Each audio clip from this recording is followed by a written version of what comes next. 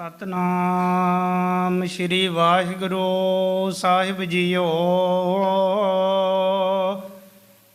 ਚਰਨ ਸ਼ਰਨ ਗੁਰ ਏਕ ਪੈਂਡਾ ਜਾਏ ਚੱਲ, ਸਤਿਗੁਰ ਕੋਟ ਪੈਂਡਾ ਆਗੇ ਹੋਏ ਲੇਤ ਹੈ। ਏਕ ਬਾਰ ਸਤਿਗੁਰ ਮੰਤਰ ਸਿਮਰਨ ਮਾਤਰ, ਸਿਮਰਨ ਤਾਹੀ ਬਾਰੰਬਾਰ ਗੁਰ ਹੀਤ ਹੈ। ਪਾਵਨੀ ਭਗਤ ਭਾਈ ਕੌਡੀ ਅਗਰ ਭਾਗ ਰਾਖੈ, ਤਾਹੇ ਗੁਰ ਸਰਬ ਨਿਧਾਨ ਦਾਨ ਦੀਤ ਹੈ। ਸਤਿਗੁਰ ਦਇਆ ਨਿਧ ਮਹਿਮਾ ਅਗੋਦ ਬੋਧ, ਨਮੋ ਨਮੋ ਨਮੋ ਨਮੋ ਨੀਤ ਨੀਤ ਨੀਤ ਹੈ। ਏਕੰਕਾਰ ਸਤਿਗੁਰੂ ਤੇ ਪ੍ਰਸਾਦ ਸਚ ਹੋਏ। ਵਾਹਿਗੁਰੂ ਜੀ ਕੀ ਫਤਿਹ। ਵਿਘਨ ਵਿਨਾਸ਼ਨ ਸੋਏ। ਵਾਹਿਗੁਰੂ ਜੀ ਕੀ ਫਤਿਹ।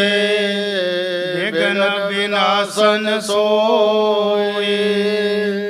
ਵਾਹਿਗੁਰੂ ਜੀ ਕਾ ਖਾਲਸਾ, ਵਾਹਿਗੁਰੂ ਜੀ ਕੀ ਫਤਿਹ।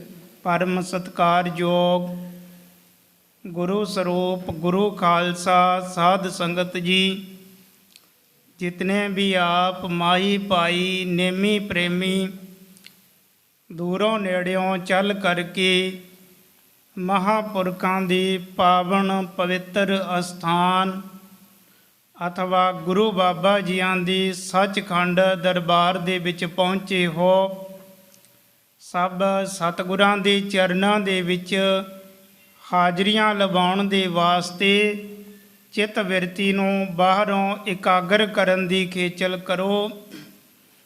ਧੰਨ ਧੰਨ ਸਾਹਿਬ ਸ੍ਰੀ ਗੁਰੂ ਗੋਬਿੰਦ ਸਿੰਘ ਜੀ ਮਹਾਰਾਜ ਜੀਆਂ ਦੀ ਪਾਵਨ ਪਵਿੱਤਰ ਕਥਾ ਚੱਲ ਰਹੀ ਹੈ। ਪਿਛਲੇ ਪ੍ਰਕਰਨ ਦੇ ਵਿੱਚ ਅਸੀਂ ਇਹ ਵਿਚਾਰ ਸਰਵਣ ਕੀਤੀ ਕਿ ਧੰਨ ਗੁਰੂ ਗੋਬਿੰਦ ਸਿੰਘ ਜੀ ਮਹਾਰਾਜ ਜੀਆਂ ਦੇ ਨਾਲ ਪਹਾੜੀ ਰਾਜਿਆਂ ਦਾ ਯੁੱਧ ਹੋਇਆ, ਜੰਗ ਹੋਇਆ। ਜੋ ਦੋ ਰਾਜੇ ਆਲਮ ਚੰਦ ਅਤੇ ਬਲੀਆ ਚੰਦ, ਇਹ ਹਜ਼ਾਰਾਂ ਦੀ ਗਿਣਤੀ 'ਚ ਫੌਜ ਲੈ ਕੇ ਉਧਰ ਨੂੰ ਗਏ ਸਨ, ਜਿੱਧਰ ਗੁਰੂ ਮਹਾਰਾਜ ਜੀ ਸ਼ਿਕਾਰ ਖੇਡਣ ਜਾਇਆ ਕਰਦੇ ਸਨ। ਉਸੇ ਸਥਾਨ 'ਤੇ ਜੰਗ ਯੁੱਧ ਛਿੜ ਜਾਂਦਾ ਹੈ ਤਾਂ ਆਖਰਕਾਰ ਇਹਨਾਂ ਪਹਾੜੀ ਰਾਜਿਆਂ ਦੀਆਂ ਫੌਜਾਂ ਨੂੰ ਹਾਰ ਖਾ ਕੇ ਵਾਪਸ ਦੌੜਨਾ ਪੈਂਦਾ ਹੈ। ਤਾਂ ਜਦ ਵਾਪਸ ਜਾਂਦੇ ਹਨ ਤਾਂ ਉਸ ਸਥਾਨ 'ਤੇ ਭੀਮ ਚੰਦ ਵਰਗੇ ਹੋਰ ਜੋ ਪਹਾੜੀ ਰਾਜੇ ਸਨ, ਸਾਰੇ ਇਕੱਠੇ ਹੋ ਜਾਂਦੇ ਹਨ ਅਤੇ ਆਪਸ ਵਿੱਚ ਬੈਠ ਕੇ ਸਲਾਹਾਂ ਕਰਦੇ ਹਨ, ਵਿਚਾਰਾਂ ਕਰਦੇ ਹਨ ਕਿ ਇਹ ਬੜੀ ਹੈਰਾਨੀ ਦੀ ਗੱਲ ਹੈ ਕਿ ਗੁਰੂ ਮਹਾਰਾਜ ਜੀਆਂ ਦੇ ਬਹੁਤ ਥੋੜ੍ਹੇ ਜਿਹੇ ਯੋਧੇ ਸੂਰਮੇ ਗਿਣਤੀ ਦੇ ਹੀ, ਪਰ ਆਪਣੀਆਂ ਹਜ਼ਾਰਾਂ ਦੀਆਂ ਸੈਨਾ, ਹਜ਼ਾਰਾਂ ਦੀ ਗਿਣਤੀ ਦੇ ਵਿੱਚ ਯੋਧੇ ਸੂਰਮੇ ਸਨ, ਜੋ ਬੜੇ ਬਹਾਦਰ ਅਤੇ ਬੜੇ ਸ਼ਸਤਰ ਵਿੱਦਿਆ ਦੇ ਜਾਣੂ ਸਨ। ਇਹ ਕਿਸ ਤਰ੍ਹਾਂ ਗੁਰੂ ਜੀ ਦੀ ਫੌਜ ਤੋਂ ਹਾਰ ਖਾ ਕੇ ਦੌੜ ਆਏ, ਭੱਜ ਆਏ ਅਤੇ ਦੋਨੇ ਰਾਜੇ ਬਲੀਆ ਚੰਦ ਅਤੇ ਆਲਮ ਚੰਦ ਜ਼ਖਮੀ ਹੋ ਕੇ ਆ ਗਏ। ਆਲਮ ਚੰਦ ਦਾ ਇਸ ਯੁੱਧ ਦੇ ਵਿੱਚ ਹੱਥ ਕੱਟਿਆ ਗਿਆ ਸੀ ਅਤੇ ਬਲੀਆ ਚੰਦ ਦੇ ਲੱਤ ਦੇ ਵਿੱਚ ਗੋਲੀ ਲੱਗੀ, ਉਹ ਵੀ ਜ਼ਖਮੀ ਹੋ ਗਿਆ। ਤਾਂ ਆਪਸ ਵਿੱਚ ਇਹਨਾਂ ਨੇ ਸਲਾਹਾਂ ਕੀਤੀਆਂ ਕਿ ਹਜੇ ਤੇ ਖਾਲਸਾ ਬਹੁਤ ਥੋੜ੍ਹੀ ਗਿਣਤੀ ਦੇ ਵਿੱਚ ਹੈ, ਜਦ ਖਾਲਸਾ ਪੰਥ ਇਹ ਵੱਧ ਜਾਵੇਗਾ ਤੇ ਫੇਰ ਤੇ ਕਹਿਣ ਲੱਗੇ ਆਪਾਂ ਨੂੰ ਆਪਣੇ ਰਾਜ ਭਾਗ ਦੇ ਹੱਥ ਧੋਣੇ ਪੈਣੇ ਹਨ, ਆਪਣੇ ਰਾਜ ਭਾਗ 'ਤੇ ਵੀ ਇਹਨਾਂ ਨੇ ਕਬਜ਼ਾ ਕਰ ਲੈਣਾ ਹੈ। ਤਾਂ ਆਪਸ ਵਿੱਚ ਸਲਾਹਾਂ ਕਰਕੇ ਇਹਨਾਂ ਨੇ ਇੱਕ ਵਕੀਲ ਉਧਰ ਬਾਦਸ਼ਾਹ ਔਰੰਗਜ਼ੇਬ ਦਾ ਥਾਪਿਆ ਹੋਇਆ ਦਿੱਲੀ ਦਾ ਸੂਬਾ ਇਸ ਦੇ ਪਾਸ ਭੇਜਿਆ, ਕਿਉਂਕਿ ਔਰੰਗਜ਼ੇਬ ਬਾਦਸ਼ਾਹ ਇਹ ਤੇ ਆਪ ਦੱਖਣ ਦੇ ਵੱਲ ਗਿਆ ਹੋਇਆ ਸੀ। ਧੰਨ ਗੁਰੂ ਤੇਗ ਬਹਾਦਰ ਸਾਹਿਬ ਜੀ ਮਹਾਰਾਜ ਜੀਆਂ ਦੀ ਸ਼ਹੀਦੀ ਤੋਂ ਬਾਅਦ ਔਰੰਗਜ਼ੇਬ ਫਿਰ ਦਿੱਲੀ ਦੇ ਵਿੱਚ ਸੌਂ ਨਹੀਂ ਸਕਿਆ ਸੀ। ਜਦ ਰਾਤ ਨੂੰ ਸੌਂਦਾ ਤੇ ਗੈਬੀ ਸ਼ਕਤੀਆਂ ਇਸ ਦਾ ਮੰਜਾ ਮੂਧਾ ਮਾਰ ਦਿੰਦੀਆਂ, ਤਾਂ ਕਦੇ ਕਿਤੇ ਜਾ ਕੇ ਸੌਂਦਾ, ਕਦੇ ਕਿਤੇ ਬੜੇ ਪਹਿਰੇ ਲਾਉਂਦਾ, ਤਾਂ ਆਖਰਕਾਰ ਇਸ ਨੂੰ ਦਿੱਲੀ ਨੂੰ ਛੱਡ ਕੇ ਇੱਥੋਂ ਬਾਹਰ ਨਿਕਲਣਾ ਪਿਆ। ਇੱਕ ਜੰਗ ਦਾ ਬਹਾਨਾ ਲੈ ਕੇ ਇੱਕ ਦੱਖਣ ਦੇਸ਼ ਦੇ ਵੱਲ ਗਿਆ ਹੋਇਆ ਸੀ। ਤਾਂ ਉਸ ਟਾਈਮ ਦਿੱਲੀ ਦੇ ਵਿੱਚ ਇੱਕ ਆਪਣਾ ਸੂਬਾ ਥਾਪ ਕੇ ਗਿਆ ਸੀ। ਇਸ ਸੂਬੇ ਦੇ ਪਾਸ ਇੱਧਰ ਪਹਾੜੀ ਰਾਜਾ ਨੇ ਇੱਕ ਆਪਣਾ ਵਕੀਲ ਭੇਜਿਆ, ਜਿਨ੍ਹਾਂ ਨੇ ਬਹੁਤ ਸਾਰਾ ਧਨ, ਬਹੁਤ ਸਾਰੇ ਤੋਹਫੇ ਦੇ ਕੇ ਭੇਟਾਂ ਦੀ ਤੌਰ 'ਤੇ ਭੇਜੇ। ਅਤੇ ਜੋ ਆ ਕੇ ਵਕੀਲ ਦਿੱਲੀ ਦੇ ਸੂਬੇ ਨੂੰ ਮਿਲਿਆ, ਸਾਰੀਆਂ ਆ ਕੇ ਗੱਲਾਂ ਬਾਤਾਂ ਦੱਸੀਆਂ। ਪਹਾੜੀ ਰਾਜਿਆਂ ਦੇ ਵੱਲੋਂ ਲਿਖੀ ਹੋਈ ਚਿੱਠੀ ਉਹ ਵੀ ਪਕੜਾਈ, ਜਿਸ ਦੇ ਵਿੱਚ ਬਹੁਤ ਸਾਰੀਆਂ ਝੂਠੀਆਂ ਸੱਚੀਆਂ ਗੱਲਾਂ ਲਿਖੀਆਂ ਹੋਈਆਂ ਸਨ। ਕੁਝ ਕੁ ਸੱਚੀਆਂ ਗੱਲਾਂ ਲਿਖੀਆਂ ਸਨ, ਬਹੁਤ ਸਾਰੀਆਂ ਝੂਠੀਆਂ ਬਣਾ ਕੇ ਕਿ ਗੁਰੂ ਮਹਾਰਾਜ ਜੀ ਤੇ ਆਪਣੇ ਰਾਜ ਭਾਗਾਂ 'ਤੇ ਕਬਜ਼ਾ ਕਰਨ ਨੂੰ ਫਿਰਦੇ ਹਨ, ਫੌਜਾਂ ਤਿਆਰ ਕਰਦੇ ਹਨ, ਬੜੀਆਂ ਫੌਜਾਂ ਰੱਖੀ ਫਿਰਦੇ ਹਨ। ਜਿੱਥੇ ਕਿਤੇ ਪਹਾੜੀ ਰਾਜਿਆਂ ਦੇ ਨਾਲ ਸਾਡੇ ਨਾਲ ਤੇ ਜੰਗ ਛਿੜਿਆ ਹੀ ਰਹਿੰਦਾ ਹੈ। ਤਾਂ ਭਾਵੇਂ ਗੁਰੂ ਮਹਾਰਾਜ ਜੀਆਂ ਦਾ ਮਕਸਦ ਕੋਈ ਰਾਜ ਭਾਗ ਨੂੰ ਪ੍ਰਾਪਤ ਕਰਨਾ ਨਹੀਂ ਸੀ, ਇਹ ਤੇ ਜ਼ੁਲਮ ਦੇ ਨਾਸ਼ ਦੇ ਵਾਸਤੇ ਸਤਿਗੁਰੂ ਮਨੁੱਖਾ ਸਰੀਰ ਧਾਰ ਕੇ ਇਸ ਧਰਤੀ 'ਤੇ ਆਏ ਸਨ। ਤਾਂ ਦਿੱਲੀ ਦੇ ਸੂਬੇ ਨੇ ਜਦ ਇਹ ਸਾਰੀਆਂ ਗੱਲਾਂ ਵਿਚਾਰਾਂ ਦੇਖੀਆਂ, ਸੁਣੀਆਂ, ਉਹਨਾਂ ਦੀਆਂ ਦਿੱਤੀਆਂ ਹੋਈਆਂ ਭੇਟਾਵਾਂ ਉਹ ਵੀ ਲੈ ਲਈਆਂ, ਜੋ ਬਹੁਤ ਮੁੱਲ ਦੀਆਂ ਭੇਟਾਵਾਂ ਲੈ ਕੇ ਆਏ ਸਨ। ਤਾਂ ਔਰੰਗਜ਼ੇਬ ਬਾਦਸ਼ਾਹ ਨੂੰ ਆਪਣੇ ਵੱਲੋਂ ਚਿੱਠੀ ਲਿਖ ਦਿੱਤੀ ਕਿ ਇਉਂ ਕਰਕੇ ਪਹਾੜੀ ਰਾਜੇ ਆਏ ਹਨ, ਔਰ ਗੁਰੂ ਜੀਆਂ ਨੇ ਦੇਸ਼ ਦੇ ਵਿੱਚ ਇਸ ਤਰ੍ਹਾਂ ਫਤੂਰ ਪੈਦਾ ਕਰ ਰੱਖਿਆ ਹੈ। ਆਪਣੀ ਫੌਜ ਨੂੰ ਭੇਜੋ ਤਾਂ ਕਿ ਪਹਾੜੀਆਂ ਦੇ ਨਾਲ ਮਿਲ ਕਰਕੇ ਗੁਰੂ ਜੀਆਂ ਨੂੰ ਜਿੱਤਿਆ ਜਾ ਸਕੇ।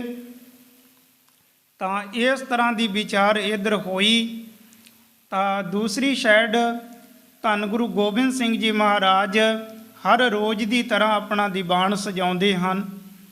ਗੁਰੂ ਮਹਾਰਾਜ ਜੀਆਂ ਦਾ ਦੀਵਾਨ ਸਜਦਾ ਹੈ, ਹਜ਼ਾਰਾਂ ਦੀ ਗਿਣਤੀ ਦੇ ਵਿੱਚ ਸਿੱਖ ਸੰਗਤਾਂ ਆਉਂਦੀਆਂ ਹਨ ਅਤੇ ਗੁਰੂ ਮਹਾਰਾਜ ਜੀਆਂ ਦੇ ਦਰਸ਼ਨਾਂ ਤੋਂ, ਪਵਿੱਤਰ ਬਚਨਾਂ ਤੋਂ ਅਤੇ ਸੇਵਾ ਕਰਕੇ ਲਾਹੇ ਪ੍ਰਾਪਤ ਕਰਦੇ ਹਨ। ਸਤਿਗੁਰੂ ਉਪਦੇਸ਼ ਦੇ ਕੇ ਭੁੱਲੇ ਭਟਕੇ ਲੋਕਾਂ ਨੂੰ ਰੱਬ ਦੇ ਰਾਹ 'ਤੇ ਤੋਰਦੇ ਹਨ, ਭਲਾ ਕਰਦੇ ਹਨ। ਤਾਂ ਪਹਾੜੀ ਰਾਜੇ ਉੱਧਰ ਹੋਰ ਜੰਗ ਦੀਆਂ ਸਕੀਮਾਂ ਬਣਾਉਂਦੇ ਹਨ, ਪਰ ਸਤਿਗੁਰੂ ਇੱਧਰ ਸਿੱਖ ਸੰਗਤਾਂ ਦਾ ਉਧਾਰ ਕਰਦੇ ਹਨ। ਤਾਂ ਇੱਕ ਦਿਨ ਦਾ ਵਿਚਾਰ, ਧੰਨ ਗੁਰੂ ਗੋਬਿੰਦ ਸਿੰਘ ਜੀ ਮਹਾਰਾਜ ਜੀਆਂ ਦਾ ਦਰਬਾਰ ਸਜਿਆ। ਤਾਂ ਇਸ ਦਰਬਾਰ ਦੇ ਵਿੱਚ ਹਜ਼ਾਰਾਂ ਦੀ ਗਿਣਤੀ ਦੇ ਵਿੱਚ ਸਿੱਖ ਸੰਗਤਾਂ ਪਹੁੰਚ ਰਹੀਆਂ ਸਨ। ਆ ਕੇ ਸਤਿਗੁਰਾਂ ਦੇ ਚਰਨਾਂ 'ਤੇ ਨਮਸਕਾਰ ਕਰਦੇ, ਮੱਥਾ ਟੇਕਦੇ ਅਤੇ ਭੇਟਾਵਾਂ ਰੱਖ ਕੇ ਸਤਿਗੁਰੂ ਮਹਾਰਾਜ ਜੀਆਂ ਦੇ ਦਰਬਾਰ ਦੇ ਵਿੱਚ ਸੱਜ ਕੇ ਬੈਠੀ ਜਾਂਦੇ ਸਨ। ਤਾਂ ਇਹਨਾਂ ਹੀ ਸਿੱਖ ਸੰਗਤਾਂ ਦੇ ਵਿੱਚ ਇੱਕ ਸਲਾਰਦੀਨ ਨਾਮ ਦਾ ਕਾਜੀ ਆਇਆ। ਉਹ ਕਾਜੀ ਭਾਵੇਂ ਆਪਣੇ ਮਤ ਦੇ ਅਨੁਸਾਰ ਅਸੂਲਾਂ ਦੇ ਉੱਪਰ ਸਹੀ ਚੱਲਣ ਵਾਲਾ ਸੀ, ਔਰ ਉਹ ਕਿਸੇ ਦੇ ਨਾਲ ਈਰਖਾ ਦਵੈਸ਼ ਵੀ ਨਹੀਂ ਰੱਖਦਾ ਸੀ ਕਿ ਇਹ ਤੇ ਹਿੰਦੂ ਹੈ, ਇਹਨਾਂ ਦੇ ਨਾਲ ਈਰਖਾ ਦਵੈਸ਼ ਰੱਖੀ ਜਾਵੇ। ਧੋਖਾ ਠੱਗੀ ਫਰੇਬ ਉਸ ਦੇ ਜੀਵਨ ਤੋਂ ਬਹੁਤ ਦੂਰ ਸਨ। ਜਾਣੇ ਸੱਚੇ ਸੁੱਚੇ ਜੀਵਨ ਵਾਲਾ ਸਲਾਰਦੀਨ ਨਾਮ ਦਾ ਕਾਜੀ ਇਹ ਸਤਿਗੁਰਾਂ ਦੇ ਦਰਬਾਰ ਦੇ ਵਿੱਚ ਪਹੁੰਚਿਆ। ਤਾਂ ਸਤਿਗੁਰਾਂ ਦੇ ਪਾਸ ਆਇਆ, ਨਮਸਕਾਰ ਕੀਤੀ। ਸਤਿਗੁਰਾਂ ਦੇ ਪਾਸ ਹੀ ਨਜ਼ਦੀਕ ਹੀ ਬੈਠ ਜਾਂਦਾ ਹੈ। ਇੱਥੇ ਬੈਠਾ ਇਹ ਕਾਫੀ ਸਮਾਂ ਦੇਖਦਾ ਰਹਿੰਦਾ ਹੈ ਕਿ ਕਿਵੇਂ ਸਿੱਖ ਸੰਗਤਾਂ ਆ ਕੇ ਸਤਿਗੁਰਾਂ ਦੇ ਚਰਨਾਂ 'ਤੇ ਆਪਣਾ ਮਸਤਕ ਰੱਖ ਕੇ ਮੱਥਾ ਟੇਕਦੇ ਹਨ, ਨਮਸਕਾਰ ਕਰਦੇ ਹਨ, ਔਰ ਇੱਕ ਪਾਸੇ ਭੇਟਾਵਾਂ ਰੱਖੀ ਜਾਂਦੇ ਹਨ, ਜੋ ਭੇਟਾਵਾਂ ਦੇ ਢੇਰ ਲੱਗ ਜਾਂਦੇ ਹਨ। ਅਰਦਾਸੀਆ ਸਿੰਘ ਇਹਨਾਂ ਨੂੰ ਸਾਂਭਦਾ ਹੈ, ਜੋ ਇਹ ਭੇਟਾਵਾਂ ਲੈ ਕੇ ਆਉਂਦੀਆਂ ਹਨ ਸਿੱਖ ਸੰਗਤਾਂ। ਕਾਫੀ ਸਮਾਂ ਬੈਠਾ ਇਹ ਸਲਾਰਦੀਨ ਨਾਮ ਦਾ ਕਾਜੀ ਦੇਖਦਾ ਰਹਿੰਦਾ ਹੈ। ਇਸ ਦੇ ਮਨ ਦੇ ਵਿੱਚ ਇਹ ਤਰਕ ਪੈਦਾ ਹੁੰਦੀ ਹੈ ਕਿ ਦੇਖੋ, ਗੁਰੂ ਮਹਾਰਾਜ ਜੀਆਂ ਦੇ ਪਾਸ ਆ ਕੇ ਸਿੱਖ ਸੰਗਤਾਂ ਚਰਨਾਂ 'ਤੇ ਮਸਤਕ ਰੱਖ ਕੇ ਮੱਥਾ ਟੇਕਦੇ ਹਨ। ਜੇਕਰ ਦੂਰ ਤੋਂ ਹੀ ਸਲਾਮ ਕਰ ਦਿੱਤੀ ਜਾਵੇ, ਨਮਸਕਾਰ ਕਰ ਦਿੱਤੀ ਜਾਵੇ, ਤੇ ਗੁਰੂ ਕੇ ਦਰ 'ਤੇ ਉਹ ਵੀ ਪ੍ਰਵਾਨ ਹੋ ਜਾਣੀ ਚਾਹੀਦੀ ਹੈ। ਤਾਂ ਫਿਰ ਇਹ ਹੋਰ ਵੀ ਵਿਚਾਰਾਂ ਤਰਕਾਂ ਮਨ ਦੇ ਵਿੱਚ ਸੋਚਦਾ ਹੈ ਕਿ ਗੁਰੂ ਮਹਾਰਾਜ ਜੀਆਂ ਦੇ ਪਾਸ ਸਿੱਖ ਸੰਗਤਾਂ ਦੀਆਂ ਅਰਦਾਸਾਂ ਹੁੰਦੀਆਂ ਹਨ, ਬੇਨਤੀਆਂ ਹੁੰਦੀਆਂ ਹਨ। ਇੱਥੇ ਕਿਸੇ ਦਾ ਰੋਗ ਤੋੜਿਆ ਜਾਂਦਾ ਹੈ, ਕਿਸੇ ਦੀ ਗਰੀਬੀ ਦੂਰ ਕੀਤੀ ਜਾਂਦੀ ਹੈ, ਕਿਸੇ ਦਾ ਕੋਈ ਵਿਘਨ ਦੂਰ ਕੀਤਾ ਜਾਂਦਾ, ਕਿਸੇ ਦਾ ਕੋਈ ਦੁੱਖ ਦੂਰ ਕੀਤਾ ਜਾਂਦਾ ਹੈ। ਇਸ ਤਰ੍ਹਾਂ ਦੀਆਂ ਅਰਦਾਸਾਂ ਬੇਨਤੀਆਂ ਗੁਰੂ ਕੇ ਚਰਨਾਂ ਵਿੱਚ ਹੁੰਦੀਆਂ ਹਨ। ਤੇ ਇਹ ਸਲਾਰਦੀਨ ਨਾਮ ਦਾ ਕਾਜੀ ਸੋਚਦਾ ਹੈ ਕਿ ਜੇਕਰ ਉਸ ਪਰਮੇਸ਼ਵਰ ਦੇ ਭਾਣੇ ਅਨੁਸਾਰ ਹੀ, ਜੀਵ ਦੇ ਕਰਮਾਂ ਦੇ ਅਨੁਸਾਰ ਹੀ ਜੋ ਪਰਮੇਸ਼ਵਰ ਨੇ ਲਿਖੇ ਹੈ, ਉਸ ਦੇ ਅਨੁਸਾਰ ਹੀ ਇਸ ਨੂੰ ਫਲ ਮਿਲਣਾ ਹੈ, ਤੇ ਫਿਰ ਇਹ ਅਰਦਾਸਾਂ ਬੇਨਤੀਆਂ ਕਰਨ ਦਾ ਤੇ ਕੋਈ ਮਤਲਬ ਨਹੀਂ ਹੈ। ਇਸ ਤਰ੍ਹਾਂ ਦੀਆਂ ਤਰਕਾਂ ਇਸ ਦੇ ਮਨ ਦੇ ਵਿੱਚ ਆਉਂਦੀਆਂ ਹਨ। ਇਤਿਆਦਿਕ ਪ੍ਰਸੰਗ ਪਿੱਛੇ ਆਇਆ। ਅੱਗੇ ਜਿਸ ਪ੍ਰਕਾਰ ਸ਼੍ਰੀ ਗੁਰਪ੍ਰਤਾਪ ਸੂਰਜ ਗ੍ਰੰਥ ਦੇ ਕਰਤਾ ਭਾਈ ਸਾਹਿਬ ਭਾਈ ਸੰਤੋਖ ਸਿੰਘ ਜੀ ਉਚਾਰਨ ਕਰਦੇ ਹਨ, ਆਲਸ ਤੋਂ ਰਹਿਤ ਹੋ ਕੇ ਪ੍ਰੇਮ ਦੇ ਨਾਲ ਸਰਵਣ ਕਰੋ। ਆਖੋ ਸਤਨਾਮ ਸ਼੍ਰੀ ਵਾਹਿਗੁਰੂ ਜੀ। ਵਾਹਿਗੁਰੂ ਜੀ ਮਨ ਮੈਂ ਤਰਕਨ ਕਰੇ ਵਿਚਾਰਨ। ਉਸ ਸਮੇਂ ਧੰਨ ਗੁਰੂ ਗੋਬਿੰਦ ਸਿੰਘ ਜੀ ਮਹਾਰਾਜ ਜੀਆਂ ਦੇ ਪਾਸ ਹੀ ਬੈਠਾ ਸਿੱਖ ਸੰਗਤਾਂ ਦੇ ਵਿੱਚ ਸਲਾਰਦੀਨ ਨਾਮ ਦਾ ਕਾਜੀ ਮਨ ਦੇ ਵਿੱਚ ਬਹੁਤ ਸਾਰੀਆਂ ਤਰਕਾਂ ਕਰਦਾ ਰਹਿੰਦਾ ਹੈ। ਲੈ ਅਵਕਾਸ਼ੇ ਕਰੇ ਉਚਾਰਨ। ਇਹ ਮਨ ਦੇ ਵਿੱਚ ਸੋਚਦਾ ਹੈ ਕਿ ਮੈਨੂੰ ਕੋਈ ਸਮਾਂ ਮਿਲੇ ਤਾਂ ਮੈਂ ਗੁਰੂ ਮਹਾਰਾਜ ਜੀਆਂ ਦੇ ਪਾਸ ਬੇਨਤੀ ਕਰਕੇ ਆਪਣੇ ਮਨ ਦਾ ਸ਼ੰਕਾ ਦੂਰ ਕਰ ਲਵਾਂ। ਜਬੇ ਪੀਰ ਬੋ ਹਟ ਕਰ ਗਈ। ਤਾਂ ਇੰਨੇ ਸਮੇਂ ਦੇ ਦੌਰਾਨ ਜਦ ਸਿੱਖ ਸੰਗਤਾਂ ਨਮਸਕਾਰ ਕਰ ਕਰਕੇ ਮੱਥਾ ਟੇਕ ਟੇਕ ਕੇ ਹੁਣ ਸਤਿਗੁਰਾਂ ਦੇ ਚਰਨਾਂ ਦੇ ਵਿੱਚ ਬੈਠ ਜਾਂਦੇ ਹਨ, ਔਰ ਥੋੜ੍ਹਾ ਜਿਹਾ ਇਸ ਨੂੰ ਸਮਾਂ ਮਿਲਦਾ ਹੈ ਕਿ ਹੁਣ ਸਤਿਗੁਰੂ ਮਹਾਰਾਜ ਜੀ ਬੈਠੇ ਹਨ, ਔਰ ਭੀੜ ਇੱਧਰ ਉੱਧਰ ਹੁਣ ਸਤਿਗੁਰਾਂ ਦੇ ਚਰਨਾਂ ਦੇ ਵਿੱਚ ਕੁਝ ਸੁਭਾਏਮਾਨ ਕੁਝ ਸੇਵਾ ਦੇ ਵਿੱਚ ਲੱਗ ਗਏ ਹਨ। ਤਾਂ ਇਸ ਨੇ ਦੇਖਿਆ ਕਿ ਹੁਣ ਸਮਾਂ ਹੈ ਸਤਿਗੁਰਾਂ ਦੇ ਪਾਸ ਬੇਨਤੀ ਕਰ ਦਿੱਤੀ ਜਾਵੇ। ਤਬ ਬੂਜਨ ਕੀ ਚਿਤ ਮੈਂ ਪਈ। ਉਸ ਸਮੇਂ ਇਸ ਦੇ ਮਨ ਦੇ ਵਿੱਚ ਆਇਆ ਕਿ ਹੁਣ ਸਮਾਂ ਹੈ ਸਤਿਗੁਰਾਂ ਦੇ ਪਾਸ ਬੇਨਤੀ ਕਰਕੇ ਪੁੱਛਿਆ ਜਾਵੇ। ਕਹਿਓ ਗੁਰੂ ਜੀ ਤੁਮਰੇ ਪਾਸ। ਤਾਂ ਇਹ ਖੜਾ ਹੋਇਆ, ਅੱਗੇ ਸਤਿਗੁਰਾਂ ਦੇ ਪਾਸ ਹੱਥ ਜੋੜ ਕੇ ਬੇਨਤੀ ਕਰਨ ਲੱਗਾ। ਨਰ ਕਹਿਓ ਕਰ ਕਰਿਤੇ ਅਰਦਾਸ। ਇਹਨੇ ਬੇਨਤੀ ਕੀਤੀ ਕਿ ਸੱਚੇ ਪਾਤਸ਼ਾਹ ਆਪ ਜੀਆਂ ਦੇ ਚਰਨਾਂ ਤੇ ਸਿੱਖ ਸੰਗਤਾਂ ਮੱਥਾ ਟੇਕਦੀਆਂ ਹਨ, ਔਰ ਫਿਰ ਆਪ ਜੀਆਂ ਦੇ ਪਾਸ ਅਰਦਾਸ ਬੇਨਤੀ ਕਰਦੇ ਹਨ। ਦੇਹੋ ਅਸੀਸ ਕੈਸੇ ਕਰ ਦੇਤ। ਔਰ ਆਪ ਜੀ ਵੀ ਇਹਨਾਂ ਨੂੰ ਅਸੀਸ ਦੇ ਕੇ ਇਹਨਾਂ ਦੀਆਂ ਮਨੋ ਕਾਮਨਾ ਪੂਰੀਆਂ ਕਰਦੇ ਹੋ। ਇਸ ਕੋ ਮੈਨੇ ਜਾਣਿਓ ਹੇਤ। ਇਹਨੇ ਬੇਨਤੀ ਕੀਤੀ ਕਿ ਸੱਚੇ ਪਾਤਸ਼ਾਹ ਇਸ ਦਾ ਹੇਤ, ਇਸ ਦਾ ਕਾਰਨ ਮੈਂ ਨਹੀਂ ਸਮਝਿਆ। ਜੋ ਖੁਦਾ ਨੇ ਦੀਨ ਬਣਾਏ। ਔਰ ਇਹ ਦੇਖਿਆ ਜਾਂਦਾ ਹੈ ਕਿ ਜੋ ਸੋ ਖੁਦਾ ਨੇ ਜੀਵ ਦੇ ਲੇਖ ਲਿਖ ਦਿੱਤੇ ਹਨ, ਸੋ ਭੋਗਤ ਹੈ ਜਿਤ ਕਿਤ ਜਾਏ। ਜੋ ਵੀ ਜੀਵ ਹਨ ਦੁਨੀਆ ਦੇ ਸਾਰੇ ਜੀਵ ਉਹੀ ਲੇਖਾਂ ਨੂੰ ਭੋਗਦੇ ਹਨ ਜੋ ਖੁਦਾ ਨੇ ਇਸ ਦੇ ਮਸਤਕ ਦੇ ਉੱਪਰ ਇਹ ਲੇਖ ਲਿਖ ਦਿੱਤੇ ਹਨ। ਹਿੰਦਨ ਕੇ ਮਤ ਮੈਂ ਪੀ ਐਸੇ। ਕਹਿਣ ਲੱਗਿਆ ਕਿ ਮੁਸਲਮਾਨੀ ਮਤ ਦੇ ਵਿੱਚ ਤੇ ਇਹ ਮੰਨਿਆ ਜਾਂਦਾ ਹੈ, ਫਿਰ ਹਿੰਦੂਆਂ ਦੇ ਮਤ ਦੇ ਵਿੱਚ ਵੀ ਇਹੀ ਗੱਲ ਮੰਨੀ ਜਾਂਦੀ ਹੈ ਕਿ ਜੋ ਉਸ ਪਰਮੇਸ਼ਵਰ ਨੇ ਇਸ ਦੇ ਜੀਵ ਦੇ ਲੇਖ ਲਿਖੇ ਹਨ ਉਹਨਾਂ ਦੇ ਅਨੁਸਾਰ ਹੀ ਇਹਨੂੰ ਦੁੱਖ ਸੁੱਖ ਭੋਗਣੇ ਪੈਣੇ ਹਨ। ਪੂਰਵ ਕਰੀ ਪਰਮੇਸ਼ਰ ਜੈਸੇ। ਜਿਸ ਤਰ੍ਹਾਂ ਪਰਮੇਸ਼ਰ ਨੇ ਇਸ ਦੇ ਭਾਗਾਂ ਦੇ ਵਿੱਚ ਲਿਖ ਦਿੱਤਾ ਹੈ, ਭੋਗਤ ਸਰਵ ਜੀਵ ਸਦ ਤੈਸੇ। ਸਾਰੇ ਜੀਵ ਉਸੇ ਤਰ੍ਹਾਂ ਦੇ ਲੇਖਾਂ ਨੂੰ ਭੋਗਦੇ ਹਨ, ਭਾਵੇਂ ਜੀਵਨ ਦੇ ਵਿੱਚ ਦੁੱਖ ਆਉਂਦੇ ਹਨ ਭਾਵੇਂ ਸੁੱਖ ਆਉਂਦੇ ਹਨ। ਇਸ ਦੇ ਕੀਤੇ ਕਰਮਾਂ ਦੇ ਅਨੁਸਾਰ ਇਸ ਦੇ ਲੇਖਾਂ ਦੇ ਭਾਗਾਂ ਦੇ ਅਨੁਸਾਰ ਹੀ ਆਇਆ ਕਰਦੇ ਹਨ। ਤਿਸ ਕੋ ਮੇਟ ਸਕੇ ਕੋ ਕੈਸੇ। ਉਸ ਪਰਮੇਸ਼ਵਰ ਦੇ ਲਿਖੇ ਹੋਏ ਲੇਖਾਂ ਨੂੰ ਮੇਟਣ ਨੂੰ ਕੋਈ ਵੀ ਸਮਰੱਥ ਨਹੀਂ ਹੈ। ਖੁਸ਼ੀ ਹੋਏ ਕਰ ਬਿਤ ਸੁਤ ਦੇਤ। ਪਰ ਸੱਚੇ ਪਾਤਸ਼ਾਹ ਆਪ ਜੀ ਸਿੱਖ ਸੰਗਤਾਂ ਤੇ ਖੁਸ਼ ਹੋ ਕੇ ਪ੍ਰਸੰਨ ਹੋ ਕੇ ਇਹਨਾਂ ਦੀਆਂ ਗਰੀਬੀਆਂ ਦੂਰ ਕਰਦੇ ਹੋ, ਦੁੱਖ ਦੂਰ ਕਰਦੇ ਹੋ, ਔਰ ਧਨ ਦੀਆਂ ਦਾਤਾਂ ਪੁੱਤਰਾਂ ਦੀਆਂ ਦਾਤਾਂ ਦਿੰਦੇ ਹੋ। ਐਸੋ ਝੂਠ ਕਹਿਨ ਕਿਸ ਹੇਤ। ਤਾਂ ਇਹ ਬੇਨਤੀ ਕਰਨ ਲੱਗਿਆ ਕਿ ਇਸ ਤਰ੍ਹਾਂ ਦੀਆਂ ਗੱਲਾਂ ਕਹਿਣ ਦਾ ਫਿਰ ਕੀ ਫਾਇਦਾ ਹੈ, ਜਦ ਇਸ ਦੇ ਭਾਗਾਂ ਦੇ ਅਨੁਸਾਰ ਇਸ ਦੇ ਕਰਮਾਂ ਦੇ ਅਨੁਸਾਰ ਹੀ ਇਸ ਜੀਵ ਨੇ ਦੁੱਖ ਸੁਖ ਭੋਗਣੇ ਹਨ। ਬੜੋ ਪ੍ਰਸ਼ਨ ਕਾਜੀ ਕੋ ਸੁਨ ਕੈ। ਧੰਨ ਗੁਰੂ ਗੋਬਿੰਦ ਸਿੰਘ ਜੀ ਮਹਾਰਾਜ ਜੀਆਂ ਨੇ ਇਸ ਸਲਾਰਦੀਨ ਨਾਮ ਦੇ ਕਾਜੀ ਦਾ ਇਹ ਵੱਡਾ ਪ੍ਰਸ਼ਨ ਜਦ ਸੁਣਨਾ ਕੀਤਾ। ਉਤਰ ਦੀਨ ਸੁਮਤ ਤੇ ਭਨ ਕੈ। ਸਤਿਗੁਰੂ ਮਹਾਰਾਜ ਜੀਆਂ ਨੇ ਇਸ ਨੂੰ ਸਮਤ ਦੇਣ ਦੇ ਵਾਸਤੇ, ਇਸ ਨੂੰ ਮਤ ਦੇਣ ਦੇ ਵਾਸਤੇ ਇਸ ਦੇ ਸਵਾਲ ਦਾ ਜਵਾਬ ਦੇਣਾ ਕੀਤਾ। ਸੁਨ ਕਾਜੀ ਬੜ ਬੁੱਧ ਵਿਚਾਰੀ। ਸਤਿਗੁਰੂ ਕਹਿਣ ਲੱਗਿਆ, ਕਾਜੀ ਤੂੰ ਬੜੀ ਸਮਤ ਦੇ ਨਾਲ ਵੱਡਾ ਪ੍ਰਸ਼ਨ ਕੀਤਾ ਹੈ। ਐ ਜਥਾਵਤ ਤਥਾ ਉਚਾਰੀ। ਸਤਿਗੁਰੂ ਕਹਿਣ ਲੱਗੇ ਵੀ ਹੈ ਤੇ ਇਸੇ ਤਰ੍ਹਾਂ ਹੀ ਜਿਸ ਤਰ੍ਹਾਂ ਤੂੰ ਕਹਿੰਦਾ ਹੈ ਕਿ ਇਸ ਦੇ ਭਾਗਾਂ ਦੇ ਵਿੱਚ ਜੋ ਹੈ ਉਸ ਅਨੁਸਾਰ ਵਰਤਣਾ ਪੈਂਦਾ ਹੈ। ਤਉ ਜਨਨ ਕੋ ਜਿਮ ਹਮ ਦੇਤ। ਪਰ ਜਿਸ ਤਰ੍ਹਾਂ ਅਸੀਂ ਸਿੱਖ ਸੰਗਤਾਂ ਨੂੰ ਦਾਤਾਂ ਬਖਸ਼ਦੇ ਹਾਂ, ਇਹਨਾਂ ਦੀਆਂ ਮਨੋਕਾਮਨਾ ਪੂਰਨ ਕਰਦੇ ਹਾਂ, ਉਹਨਾਂ ਦਾ ਹੇਤ, ਉਹਨਾਂ ਦਾ ਕਾਰਨ ਵੀ ਤੈਨੂੰ ਦੱਸ ਦਿੰਦੇ ਹਾਂ। ਤਿਸ ਗਤ ਕੋ ਅਵਲੋਕੋ ਹੇਤ। ਔਰ ਉਹ ਵੀ ਗੱਲ ਤੂੰ ਚੰਗੀ ਤਰ੍ਹਾਂ ਦੇ ਨਾਲ ਹੁਣ ਧਿਆਨ ਦੇ ਨਾਲ ਸੁਣ ਲੈਣਾ।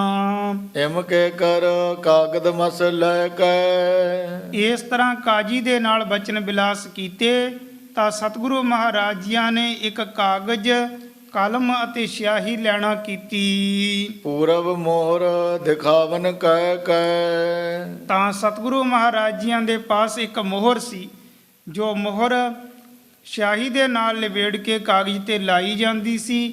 ਇਸ ਕਾਜੀ ਨੂੰ ਇਹ ਇੱਕ ਮੋਹਰ ਦਿਖਾਉਣਾ ਕੀਤੀ। ਵਰਨ ਅਪੂਠੇ ਇਸ ਪਰ ਅਹੈ। ਜਦ ਕਾਜੀ ਨੂੰ ਇਹ ਮੋਹਰ ਦਿਖਾਈ ਤਾਂ ਦੇਖਣਾ ਕੀਤਾ ਕਿ ਇਸ ਦੇ ਉੱਪਰ ਉਲਟੇ ਅੱਖਰ, ਪੁੱਠੇ ਅੱਖਰ ਲਿਖੇ ਹੋਏ ਹਨ।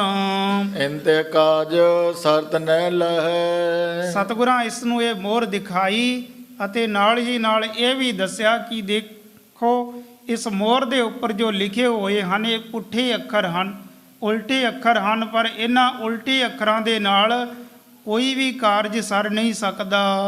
ਪੁਨ ਕਾਗਦ ਪਰ ਦਈ ਲਗਾਏ। ਫਿਰ ਸਤਿਗੁਰੂ ਮਹਾਰਾਜ ਜੀ ਨੇ ਇਹ ਮੋਹਰ ਸ਼ਾਹੀ ਦੇ ਨਾਲ ਲਪੇੜ ਕੇ ਕਾਗਜ਼ ਦੇ ਉੱਪਰ ਲਗਵਾਉਣਾ ਕੀਤੀ। ਪਏ ਬਰਨ ਸੁਧ ਇਸ ਭਾਏ। ਜੋ ਮੋਹਰ ਦੇ ਅੱਖਰ ਸੀ ਹੁਣ ਕਾਗਜ਼ ਦੇ ਉੱਪਰ ਉਲਟ ਕੇ ਸਿੱਧੇ ਹੋ ਗਏ ਹਨ। ਸੁਨ ਕਾਜੀ ਨਰ ਜਨਮੈ ਜਬੈ। ਸਤਿਗੁਰੂ ਕਹਿਣ ਲੱਗੇ ਕਿ ਕਾਜੀ ਸਾਹਿਬ ਇਹ ਦੇਖਣਾ ਕਰੋ ਕਿ ਜਿਸ ਟਾਈਮ ਇਨਸਾਨ ਧਰਤੀ ਤੇ ਆਪਣਾ ਜਨਮ ਧਾਰਦਾ ਹੈ, ਪ੍ਰਥਮ ਕਰਮ ਅਨਸਾਰੀ ਤਬੈ। ਔਰ ਪਹਿਲੇ ਤੇ ਕਰਮਾਂ ਦੇ ਅਨੁਸਾਰ ਹੀ ਉਸ ਨੂੰ ਵਿਚਰਨਾ ਪੈਂਦਾ ਹੈ। ਹੋਨਹਾਰ ਸਿਰ ਲਿਖੀ ਸੋ ਜਾਏ। ਔਰ ਜੋ ਹੋਣਹਾਰ ਹੁੰਦੀ ਹੈ ਇਸ ਦੇ ਮੱਥੇ ਦੇ ਉੱਪਰ ਲਿਖੇ ਲੇਖ ਹੁੰਦੇ ਹਨ, ਉਹਨਾਂ ਦੇ ਅਨੁਸਾਰ ਹੀ ਵਰਤਿਆ ਜਾਂਦਾ ਹੈ। ਪੁੱਠੇ ਵਰਨ ਮੋਹਰ ਜਿਸ ਭਾਏ। ਫਿਰ ਦੂਸਰੀ ਗੱਲ ਕਿ ਜਿਸ ਤਰ੍ਹਾਂ ਮੋਹਰ ਦੇ ਪੁੱਠੇ ਅੱਖਰ ਸ਼ਾਹੀ ਨਾਲ ਲਵੇੜ ਕੇ ਕਾਗਜ਼ ਤੇ ਲਾਈ ਗਈ ਤਾਂ ਉਹ ਅੱਖਰ ਸਿੱਧੇ ਹੋ ਜਾਂਦੇ ਹਨ। ਜਬੇ ਲਗਾਵਣ ਹਾਰ ਲਗਾਵੇ। ਜਦੋਂ ਮੋਹਰ ਲਾਉਣ ਵਾਲਾ ਸ਼ਾਹੀ ਨਾਲ ਲਵੇੜ ਕੇ ਮੋਹਰ ਨੂੰ ਕਾਗਜ਼ ਤੇ ਲਵਾਉਂਦਾ ਹੈ, ਹੋਏ ਸੂਦੇ ਤਬ ਨਮਰ ਟਿਕਾਵੇ। ਜਦ ਮੋਹਰ ਨੂੰ ਨੀਵੀਂ ਕਰਕੇ ਕਾਗਜ਼ ਤੇ ਲਾਉਂਦਾ ਹੈ ਉਸ ਦੇ ਪੁੱਠੇ ਅੱਖਰ ਉਲਟ ਕੇ ਸਿੱਧੇ ਹੋ ਜਾਂਦੇ ਹਨ। ਤਿਸ ਪ੍ਰਕਾਰ ਕਰਮਨ ਫਲ ਦਾਤਾ। ਸਤਿਗੁਰੂ ਕਹਿਣ ਲੱਗੇ ਕਿ ਦਾਤਾ ਇਸੇ ਤਰ੍ਹਾਂ ਹੀ ਕਰਮਾਂ ਦਾ ਫਲ ਦਿੰਦਾ ਹੈ। ਮਸਤਕ ਪਰ ਲਿਖ ਲੇਖ ਵਿਧਾਤਾ। ਜੋ ਵਿਧਾਤਾ ਦੇ ਲਿਖੇ ਹੋਏ ਕਰਮ ਇਸ ਦੇ ਮਸਤਕ ਦੇ ਉੱਪਰ ਲਿਖੇ ਹੁੰਦੇ ਹਨ। ਤਬੇ ਕਹੇ ਇਹ ਮਾਨੁਖ ਜੋਏ। ਅਰੇ ਮਨੁੱਖ ਹੈ ਜੋ ਉਹ ਕਰਮਾਂ ਦੇ ਅਨੁਸਾਰ ਜੀਵਨ ਭੋਗਦਾ ਹੈ। ਗੁਰ ਪੀਰ ਕੇ ਆਗੇ ਹੋਏ। ਜਦ ਗੁਰੂ ਪਾਤਸ਼ਾਹ ਜੀਆਂ ਦੇ ਅੱਗੇ ਹੋ ਕੇ ਚਰਨਾਂ ਤੇ ਆਪਣਾ ਮਸਤਕ ਟੇਕਦਾ ਹੈ, ਮੱਥਾ ਟੇਕਦਾ ਹੈ, ਮਸਤਕ ਸ਼ਰਧਾ ਸਹਿਤ ਨਿਵਾਵੇ। ਜਦ ਪਿਆਰ ਅਤੇ ਸ਼ਰਧਾ ਦੇ ਨਾਲ ਸਤਿਗੁਰਾਂ ਦੇ ਚਰਨਾਂ 'ਚ ਗੁਰਸਿੱਖੀ ਆ ਕੇ ਮੱਥਾ ਟੇਕਦੇ ਹਨ, ਸੁਦੇ ਅੱਖਰ ਤਬ ਹੋਏ ਜਾਵੇਂ। ਇਸ ਦੇ ਮਸਤਕ ਦੇ ਅੱਖਰ ਉਲਟ ਕੇ ਸਿੱਧੇ ਹੋ ਜਾਂਦੇ ਹਨ। ਤਿਸ ਕੋ ਫਲ ਸੁਖ ਭੋਗਨ ਕਰੈ। ਔਰ ਉਹਨਾਂ ਦਾ ਫਲ ਇਸ ਨੂੰ ਸੁਖ ਪ੍ਰਾਪਤ ਹੁੰਦਾ ਹੈ। ਜਿਸ ਤਰ੍ਹਾਂ ਮੋਹਰਾਂ ਦੇ ਅੱਖਰ ਉਲਟ ਕੇ ਸਿੱਧੇ ਹੋ ਜਾਂਦੇ ਹਨ, ਜਦ ਗੁਰਸਿੱਖ ਸਤਿਗੁਰਾਂ ਦੇ ਚਰਨਾਂ ਤੇ ਮੱਥਾ ਟੇਕਦਾ ਹੈ ਤਾਂ ਮਸਤਕ ਚਰਨਾਂ ਦੇ ਨਾਲ ਲੱਗਦਾ ਹੈ, ਤਾਂ ਉਸ ਟਾਈਮ ਇਸ ਦੇ ਮਸਤਕ ਦੇ ਲਿਖੇ ਹੋਏ ਲੇਖ ਜੋ ਪੁੱਠੇ ਹੁੰਦੇ ਹਨ ਉਲਟ ਕੇ ਸਿੱਧੇ ਹੋ ਜਾਂਦੇ ਹਨ। ਮਤਲਬ ਕਿ ਜੋ ਇਸ ਦੇ ਭਾਗਾਂ ਦੇ ਵਿੱਚ ਦੁੱਖ ਆਦਿ ਲਿਖੇ ਹੁੰਦੇ ਹਨ ਨਾ, ਇਸ ਦੇ ਪਿਛਲੇ ਜਨਮਾਂ ਦੇ ਕਰਮਾਂ ਦੇ ਅਨੁਸਾਰ ਕਿਸ ਨੂੰ ਜੀਵਨ ਦੇ ਵਿੱਚ ਇਹ ਦੁੱਖ ਮਿਲਣਾ ਹੈ ਤੇ ਉਹ ਉਲਟ ਕੇ ਉਹਨਾਂ ਦੁੱਖਾਂ ਦੇ ਸੁੱਖ ਬਣ ਜਾਂਦੇ ਹਨ। ਔਰ ਇਸੇ ਤਰ੍ਹਾਂ ਸਤਿਗੁਰਾਂ ਦੇ ਚਰਨਾਂ ਦੇ ਵਿੱਚ ਮੱਥਾ ਟੇਕਣ ਦਾ ਫਲ ਹੈ ਜੋ ਨੌਦਾ ਭਗਤੀ ਹੈ। 9 ਪ੍ਰਕਾਰ ਦੀ ਭਗਤੀ, ਸ਼ਰਵਣ ਭਗਤੀ, ਕੀਰਤਨ ਭਗਤੀ, ਇਹਨਾਂ ਭਗਤੀਆਂ ਦੇ ਵਿੱਚ ਨਮਸਕਾਰ ਭਗਤੀ ਵੀ ਆਉਂਦੀ ਹੈ ਕਿ ਗੁਰੂ ਮਹਾਰਾਜ ਜੀਆਂ ਦੇ ਅੱਗੇ ਸ਼ਰਧਾ ਅਤੇ ਪ੍ਰੇਮ ਦੇ ਨਾਲ ਨਮਸਕਾਰ ਕਰਨੀ, ਮੱਥਾ ਟੇਕਣਾ, ਇਹ ਵੀ ਇੱਕ ਤਰ੍ਹਾਂ ਦੀ ਭਗਤੀ ਹੀ ਹੈ। ਤੇ ਜਦ ਇਸ ਤਰ੍ਹਾਂ ਸਤਿਗੁਰਾਂ ਨੂੰ ਮੱਥਾ ਟੇਕਿਆ ਜਾਂਦਾ ਹੈ ਤਾਂ ਇਸ ਦੇ ਪੁੱਠੇ ਲੇਖ ਸਿੱਧੇ ਹੋ ਜਾਂਦੇ ਹਨ। ਜਾਣੇ ਜੀਵਨ ਦੇ ਵਿੱਚ ਆਉਣ ਵਾਲੇ ਦੁੱਖ ਉਹ ਬਦਲ ਕੇ ਸੁੱਖਾਂ ਦੇ ਵਿੱਚ ਹੋ ਜਾਂਦੇ ਹਨ। ਸਤਿਗੁਰਾਂ ਦਾ ਬਚਨ ਹੈ, ਅਪੁਸ਼ਟ ਬਾਤ ਤੇ ਭਈ ਸੀਦਰੀ, ਦੂਤ ਦੁਸ਼ਟ ਸਜਨਈ, ਅੰਧਕਾਰ ਮਹਿ ਰਤਨ ਪ੍ਰਗਾਸਿਓ, ਮਲੀਨ ਬੁੱਧ ਹਸ਼ਨਈ। ਮੈਲੀ ਬੁੱਧ ਉਹ ਸ਼ੁੱਧ ਹੋ ਜਾਂਦੀ ਹੈ। ਇਸ ਪ੍ਰਕਾਰ ਜੇ ਕਾਜ ਸਵਰੈ। ਇਸ ਤਰ੍ਹਾਂ ਸਤਿਗੁਰੂ ਕਹਿਣ ਲੱਗੇ ਇਸ ਜੀਵ ਦੇ ਕਾਰਜ ਸਵਰ ਜਾਂਦੇ ਹਨ। ਜੇ ਮਸਤਕ ਕੋ ਟੇਕੈ ਨਾਹੀ। ਜੇਕਰ ਸਤਿਗੁਰਾਂ ਦੇ ਚਰਨਾਂ ਤੇ ਆ ਕੇ ਆਪਣਾ ਮਸਤਕ ਨਹੀਂ ਟੇਕਦਾ, ਪੁੱਠੇ ਕਰਮ ਰਹਿ ਵਿਦ ਤਾਹੀ। ਜੋ ਇਸ ਦੇ ਕਰਮ ਹੁੰਦੇ ਹਨ ਜਿਸ ਤਰ੍ਹਾਂ ਦੇ ਵੀ ਲਿਖੇ ਹੁੰਦੇ ਹਨ ਉਸੇ ਤਰ੍ਹਾਂ ਦੇ ਹੀ ਰਹਿ ਜਾਂਦੇ ਹਨ। ਗੁਰਮੇ ਸਿੱਖ ਭਾਵਨਾ ਤਰੈ। ਜੇ ਗੁਰੂ ਮਹਾਰਾਜ ਜੀਆਂ ਦੇ ਵਿੱਚ ਗੁਰਸਿੱਖ ਆਪਣੀ ਭਾਵਨਾ, ਆਪਣੀ ਸ਼ਰਧਾ ਰੱਖਦਾ ਹੈ, ਸੁਤ ਬਿਤਾਦ ਸੁਖ ਪਾਵਨ ਕਰੈ। ਔਰ ਬਹੁਤ ਸਾਰੀਆਂ ਦਾਤਾਂ ਸਤਿਗੁਰੂ ਮਹਾਰਾਜ ਜੀਆਂ ਤੋਂ ਪ੍ਰਾਪਤ ਕਰ ਲੈਂਦਾ ਹੈ। ਇਸੇ ਤਰ੍ਹਾਂ ਜਿਸ ਤਰ੍ਹਾਂ ਸਲਾਰਦੀਨ ਨੇ ਬੇਨਤੀ ਕੀਤੀ ਕਿ ਸੱਚੇ ਪਾਤਸ਼ਾਹ ਜੋ ਜੀਵ ਦੇ ਭਾਗਾਂ ਦੇ ਵਿੱਚ ਲਿਖਿਆ ਹੁੰਦਾ ਹੈ ਉਹੀ ਕੁਝ ਹੁੰਦਾ ਹੈ, ਤਾਂ ਇਸੇ ਤਰ੍ਹਾਂ ਦੀ ਬੇਨਤੀ ਇੱਕ ਦਫਾ ਸਕੇਤ ਮੰਡੀ ਦੇ ਰਾਜੇ ਨੇ, ਜੋ ਰਾਜਾ ਹਰੀ ਸੈਨ ਨਾਮ ਕਰਕੇ ਸੀ ਸਕੇਤ ਮੰਡੀ ਦਾ ਰਾਜਾ, ਇਸ ਨੇ ਵੀ ਧੰਨ ਗੁਰੂ ਅਰਜਨ ਦੇਵ ਜੀ ਮਹਾਰਾਜ ਜੀਆਂ ਦੇ ਪਾਸ ਬੇਨਤੀ ਕੀਤੀ ਸੀ। ਧੰਨ ਗੁਰੂ ਅਰਜਨ ਦੇਵ ਜੀ ਮਹਾਰਾਜ ਜੀਆਂ ਦੇ ਪਾਸ ਸ਼੍ਰੀ ਅੰਮ੍ਰਿਤਸਰ ਸਾਹਿਬ ਸਕੇਤ ਮੰਡੀ ਦਾ ਰਾਜਾ ਪਹੁੰਚਿਆ, ਬਹੁਤ ਸਾਰੀਆਂ ਆਪਣੀਆਂ ਫੌਜਾਂ ਨੂੰ ਨਾਲ ਲੈ ਕੇ ਆਇਆ। ਜਦ ਸਤਿਗੁਰੂ ਮਹਾਰਾਜ ਜੀਆਂ ਦੇ ਪਾਸ ਪਹੁੰਚਿਆ ਤਾਂ ਉਸ ਟਾਈਮ ਧੰਨ ਗੁਰੂ ਅਰਜਨ ਦੇਵ ਜੀ ਮਹਾਰਾਜ ਦੱਖਣੀ ਓਅੰਕਾਰ ਨਾਮ ਦੀ ਬਾਣੀ ਦਾ ਪਾਠ ਕਰ ਰਹੇ ਸਨ। ਤਾਂ ਇਹ ਰਾਜਾ ਕੁਝ ਕੁ ਦੂਰੀ 'ਤੇ ਪਿੱਛੇ ਹੀ ਖੜ ਗਿਆ ਕਿ ਸਤਿਗੁਰੂ ਮਹਾਰਾਜ ਗੁਰਬਾਣੀ ਦਾ ਪਾਠ ਕਰ ਰਹੇ ਹਨ। ਤਾਂ ਹੁਣ ਇਸ ਟਾਈਮ ਸਤਿਗੁਰੂ ਮਹਾਰਾਜ ਜੀਆਂ ਦੇ ਪਾਸ ਬੇਨਤੀ ਕਰਨਾ ਠੀਕ ਨਹੀਂ ਹੈ। ਜਦ ਸਤਿਗੁਰੂ ਪਾਠ ਕਰ ਲੈਣਗੇ ਤਾਂ ਉਸ ਟਾਈਮ ਅੱਗੇ ਹੋ ਕੇ ਬੇਨਤੀ ਕੀਤੀ ਜਾਵੇਗੀ। ਤਾਂ ਇਹ ਸਕੇਤ ਮੰਡੀ ਦਾ ਰਾਜਾ ਦੂਰ ਹੀ ਖੜ ਜਾਂਦਾ ਹੈ, ਪਰ ਸਤਿਗੁਰੂ ਮਹਾਰਾਜ ਜੀ ਆਪਣੀ ਮੁਖਾਰ ਬਿੰਦ ਤੋਂ ਬੋਲ ਕੇ ਬਾਣੀ ਦਾ ਪਾਠ ਕਰ ਰਹੇ ਸੀ, ਜੋ ਇਸ ਰਾਜੇ ਨੂੰ ਸੁਣ ਰਿਹਾ ਸੀ ਅਤੇ ਬਹੁਤ ਸਾਰੇ ਗੁਰਬਾਣੀ ਦੇ ਅਰਥ ਇਸ ਨੂੰ ਸਮਝ ਵੀ ਆ ਰਹੇ ਸਨ। ਗੁਰਬਾਣੀ ਦੇ ਵਿੱਚ ਬਹੁਤ ਸਾਰੇ ਐਸੇ ਸੁਖੈਨ ਅਰਥ ਹਨ ਜੋ ਬਿਨਾਂ ਅਰਥ ਪੜ੍ਹੇ ਤੋਂ ਹੀ, ਕੇਵਲ ਪੰਕਤੀਆਂ ਪੜ੍ਹੇ ਤੋਂ ਹੀ ਸਮਝ ਆ ਜਾਂਦੇ ਹਨ। ਬਹੁਤ ਸਾਰੇ ਗੁਰਬਾਣੀ ਦੇ ਐਸੇ ਡੂੰਘਾਈ ਵਾਲੇ ਵੀ ਅਰਥ ਹਨ ਜਿਨ੍ਹਾਂ ਅਰਥਾਂ ਨੂੰ ਕਰਨ ਦੇ ਵੇਲੇ ਵੱਡੇ ਵੱਡੇ ਵਿਦਵਾਨ ਵੀ ਟਪਲਾ ਖਾ ਜਾਂਦੇ ਹਨ, ਉਹਨਾਂ ਨੂੰ ਵੀ ਪੂਰਨ ਤੌਰ 'ਤੇ ਅੱਛੀ ਤੌਰ 'ਤੇ ਸਮਝ ਨਹੀਂ ਆਉਂਦੇ। ਤਾਂ ਸਕੇਤ ਮੰਡੀ ਦੇ ਰਾਜੇ ਨੂੰ ਬਹੁਤ ਸਾਰੇ ਬਚਨ ਸਮਝ ਆ ਰਹੇ ਸਨ, ਕੁਝ ਕੁ ਬਚਨ ਨਹੀਂ ਸਮਝ ਦੇ ਵਿੱਚ ਆ ਰਹੇ ਸਨ। ਤਾਂ ਦੱਖਣੀ ਓਅੰਕਾਰ ਦਾ ਪਾਠ ਕਰਦੇ ਧੰਨ ਗੁਰੂ ਅਰਜਨ ਦੇਵ ਜੀ ਮਹਾਰਾਜ ਤਾਂ ਬਾਣੀ ਦੀ ਤੁਕ ਆਈ ਲੇਖ ਨਾ ਮਿਟੀ, ਹੇ ਸਖੀ ਜੋ ਲਿਖਿਆ ਕਰਤਾਰ। ਤਾਂ ਜਦ ਇਹ ਪੰਕਤੀ ਸਤਿਗੁਰੂ ਮਹਾਰਾਜ ਜੀਆਂ ਨੇ ਪੜ੍ਹਨਾ ਕੀਤੀ ਤਾਂ ਸਕੇਤ ਮੰਡੀ ਦੇ ਰਾਜੇ ਦੇ ਉਸੇ ਟਾਈਮ ਸਮਝ ਦੇ ਵਿੱਚ ਆ ਗਈ, ਕਿਉਂਕਿ ਸੁਖੈਣ ਹੀ ਅਰਥ ਹਨ ਲੇਖ ਨਾ ਮਿਟਹੀ ਹੇ ਸਖੀ, ਕਿ ਲੇਖ ਮਿਟਨੇ ਨਹੀਂ ਹਨ, ਜੋ ਲਿਖਿਆ ਕਰਤਾਰ, ਜੋ ਉਸ ਕਰਤਾਰ ਨੇ ਲਿਖ ਦਿੱਤੇ ਹਨ। ਤਾਂ ਇਸ ਦੇ ਮਨ ਦੇ ਵਿੱਚ ਇਸ ਗੱਲ ਦੀ ਸ਼ੰਕਾ ਪੈਦਾ ਹੋ ਗਈ, ਜੇਕਰ ਲੇਖ ਮਿਟਨੇ ਹੀ ਨਹੀਂ ਹਨ, ਜੋ ਇਸ ਦੇ ਭਾਗਾਂ ਦੇ ਵਿੱਚ ਲਿਖਿਆ ਹੋਇਆ ਹੈ ਉਹ ਕਿਸੇ ਤਰ੍ਹਾਂ ਮਿਟ ਨਹੀਂ ਸਕਦਾ, ਫਿਰ ਗੁਰੂ ਕੇ ਦਰਬਾਰ ਦੇ ਵਿੱਚ ਆਉਣ ਦਾ ਕੀ ਫਾਇਦਾ ਹੋਇਆ। ਇੱਥੇ ਸਿੱਖ ਸੰਗਤਾਂ ਆ ਕੇ ਨਮਸਕਾਰਾਂ ਕਰਦੀਆਂ ਹਨ, ਮੱਥਾ ਟੇਕਦੀਆਂ ਹਨ, ਔਰ ਇਹ ਵੀ ਬੜੀ ਭਾਵਨਾ ਦੇ ਨਾਲ ਆਇਆ। 1 ਲੱਖ ਰੁਪਈਆ ਗੁਰੂ ਕੇ ਲੰਗਰ ਦੇ ਵਿੱਚ ਵੀ ਇਸਨੇ ਪਾਇਆ। ਤਾਂ ਇਹ ਸੋਚਦਾ ਹੈ ਫਿਰ ਜੇਕਰ ਹੋਣਾ ਉਸੇ ਹੀ ਤਰ੍ਹਾਂ ਹੈ ਮੈਂ ਤੇ ਆਪਣੇ ਮਾੜੇ ਕਰਮਾਂ ਨੂੰ ਮਿਟਾਉਣ ਦੇ ਵਾਸਤੇ, ਦੁੱਖਾਂ ਨੂੰ ਦੂਰ ਕਰਨ ਦੇ ਵਾਸਤੇ ਗੁਰੂ ਕੇ ਦਰਬਾਰ ਆਇਆ ਸੀ। ਪਰ ਸਤਿਗੁਰਾਂ ਦੀ ਬਾਣੀ ਦਾ ਤਾਂ ਇਹ ਬਚਨ ਹੈ ਕਿ ਲੇਖ ਨਾ ਮਿਟੀ ਹੈ ਸਖੀ ਜੋ ਲਿਖਿਆ ਕਰਤਾਰ। ਤਾਂ ਇਸ ਦੇ ਮਨ ਦੇ ਵਿੱਚ ਇਹ ਵਿਚਾਰਾਂ ਚੱਲੀਆਂ। ਸਤਿਗੁਰੂ ਮਹਾਰਾਜ ਜੀਆਂ ਨੇ ਦੱਖਣੀ ਓਅੰਕਾਰ ਨਾਮ ਦੀ ਬਾਣੀ ਦਾ ਪਾਠ ਕੀਤਾ ਤਾਂ ਰਾਜਾ ਹਰੀ ਸੈਨ ਨੇ ਅੱਗੇ ਹੋ ਕੇ ਸਤਿਗੁਰਾਂ ਦੇ ਚਰਨਾਂ 'ਤੇ ਮੱਥਾ ਟੇਕਿਆ।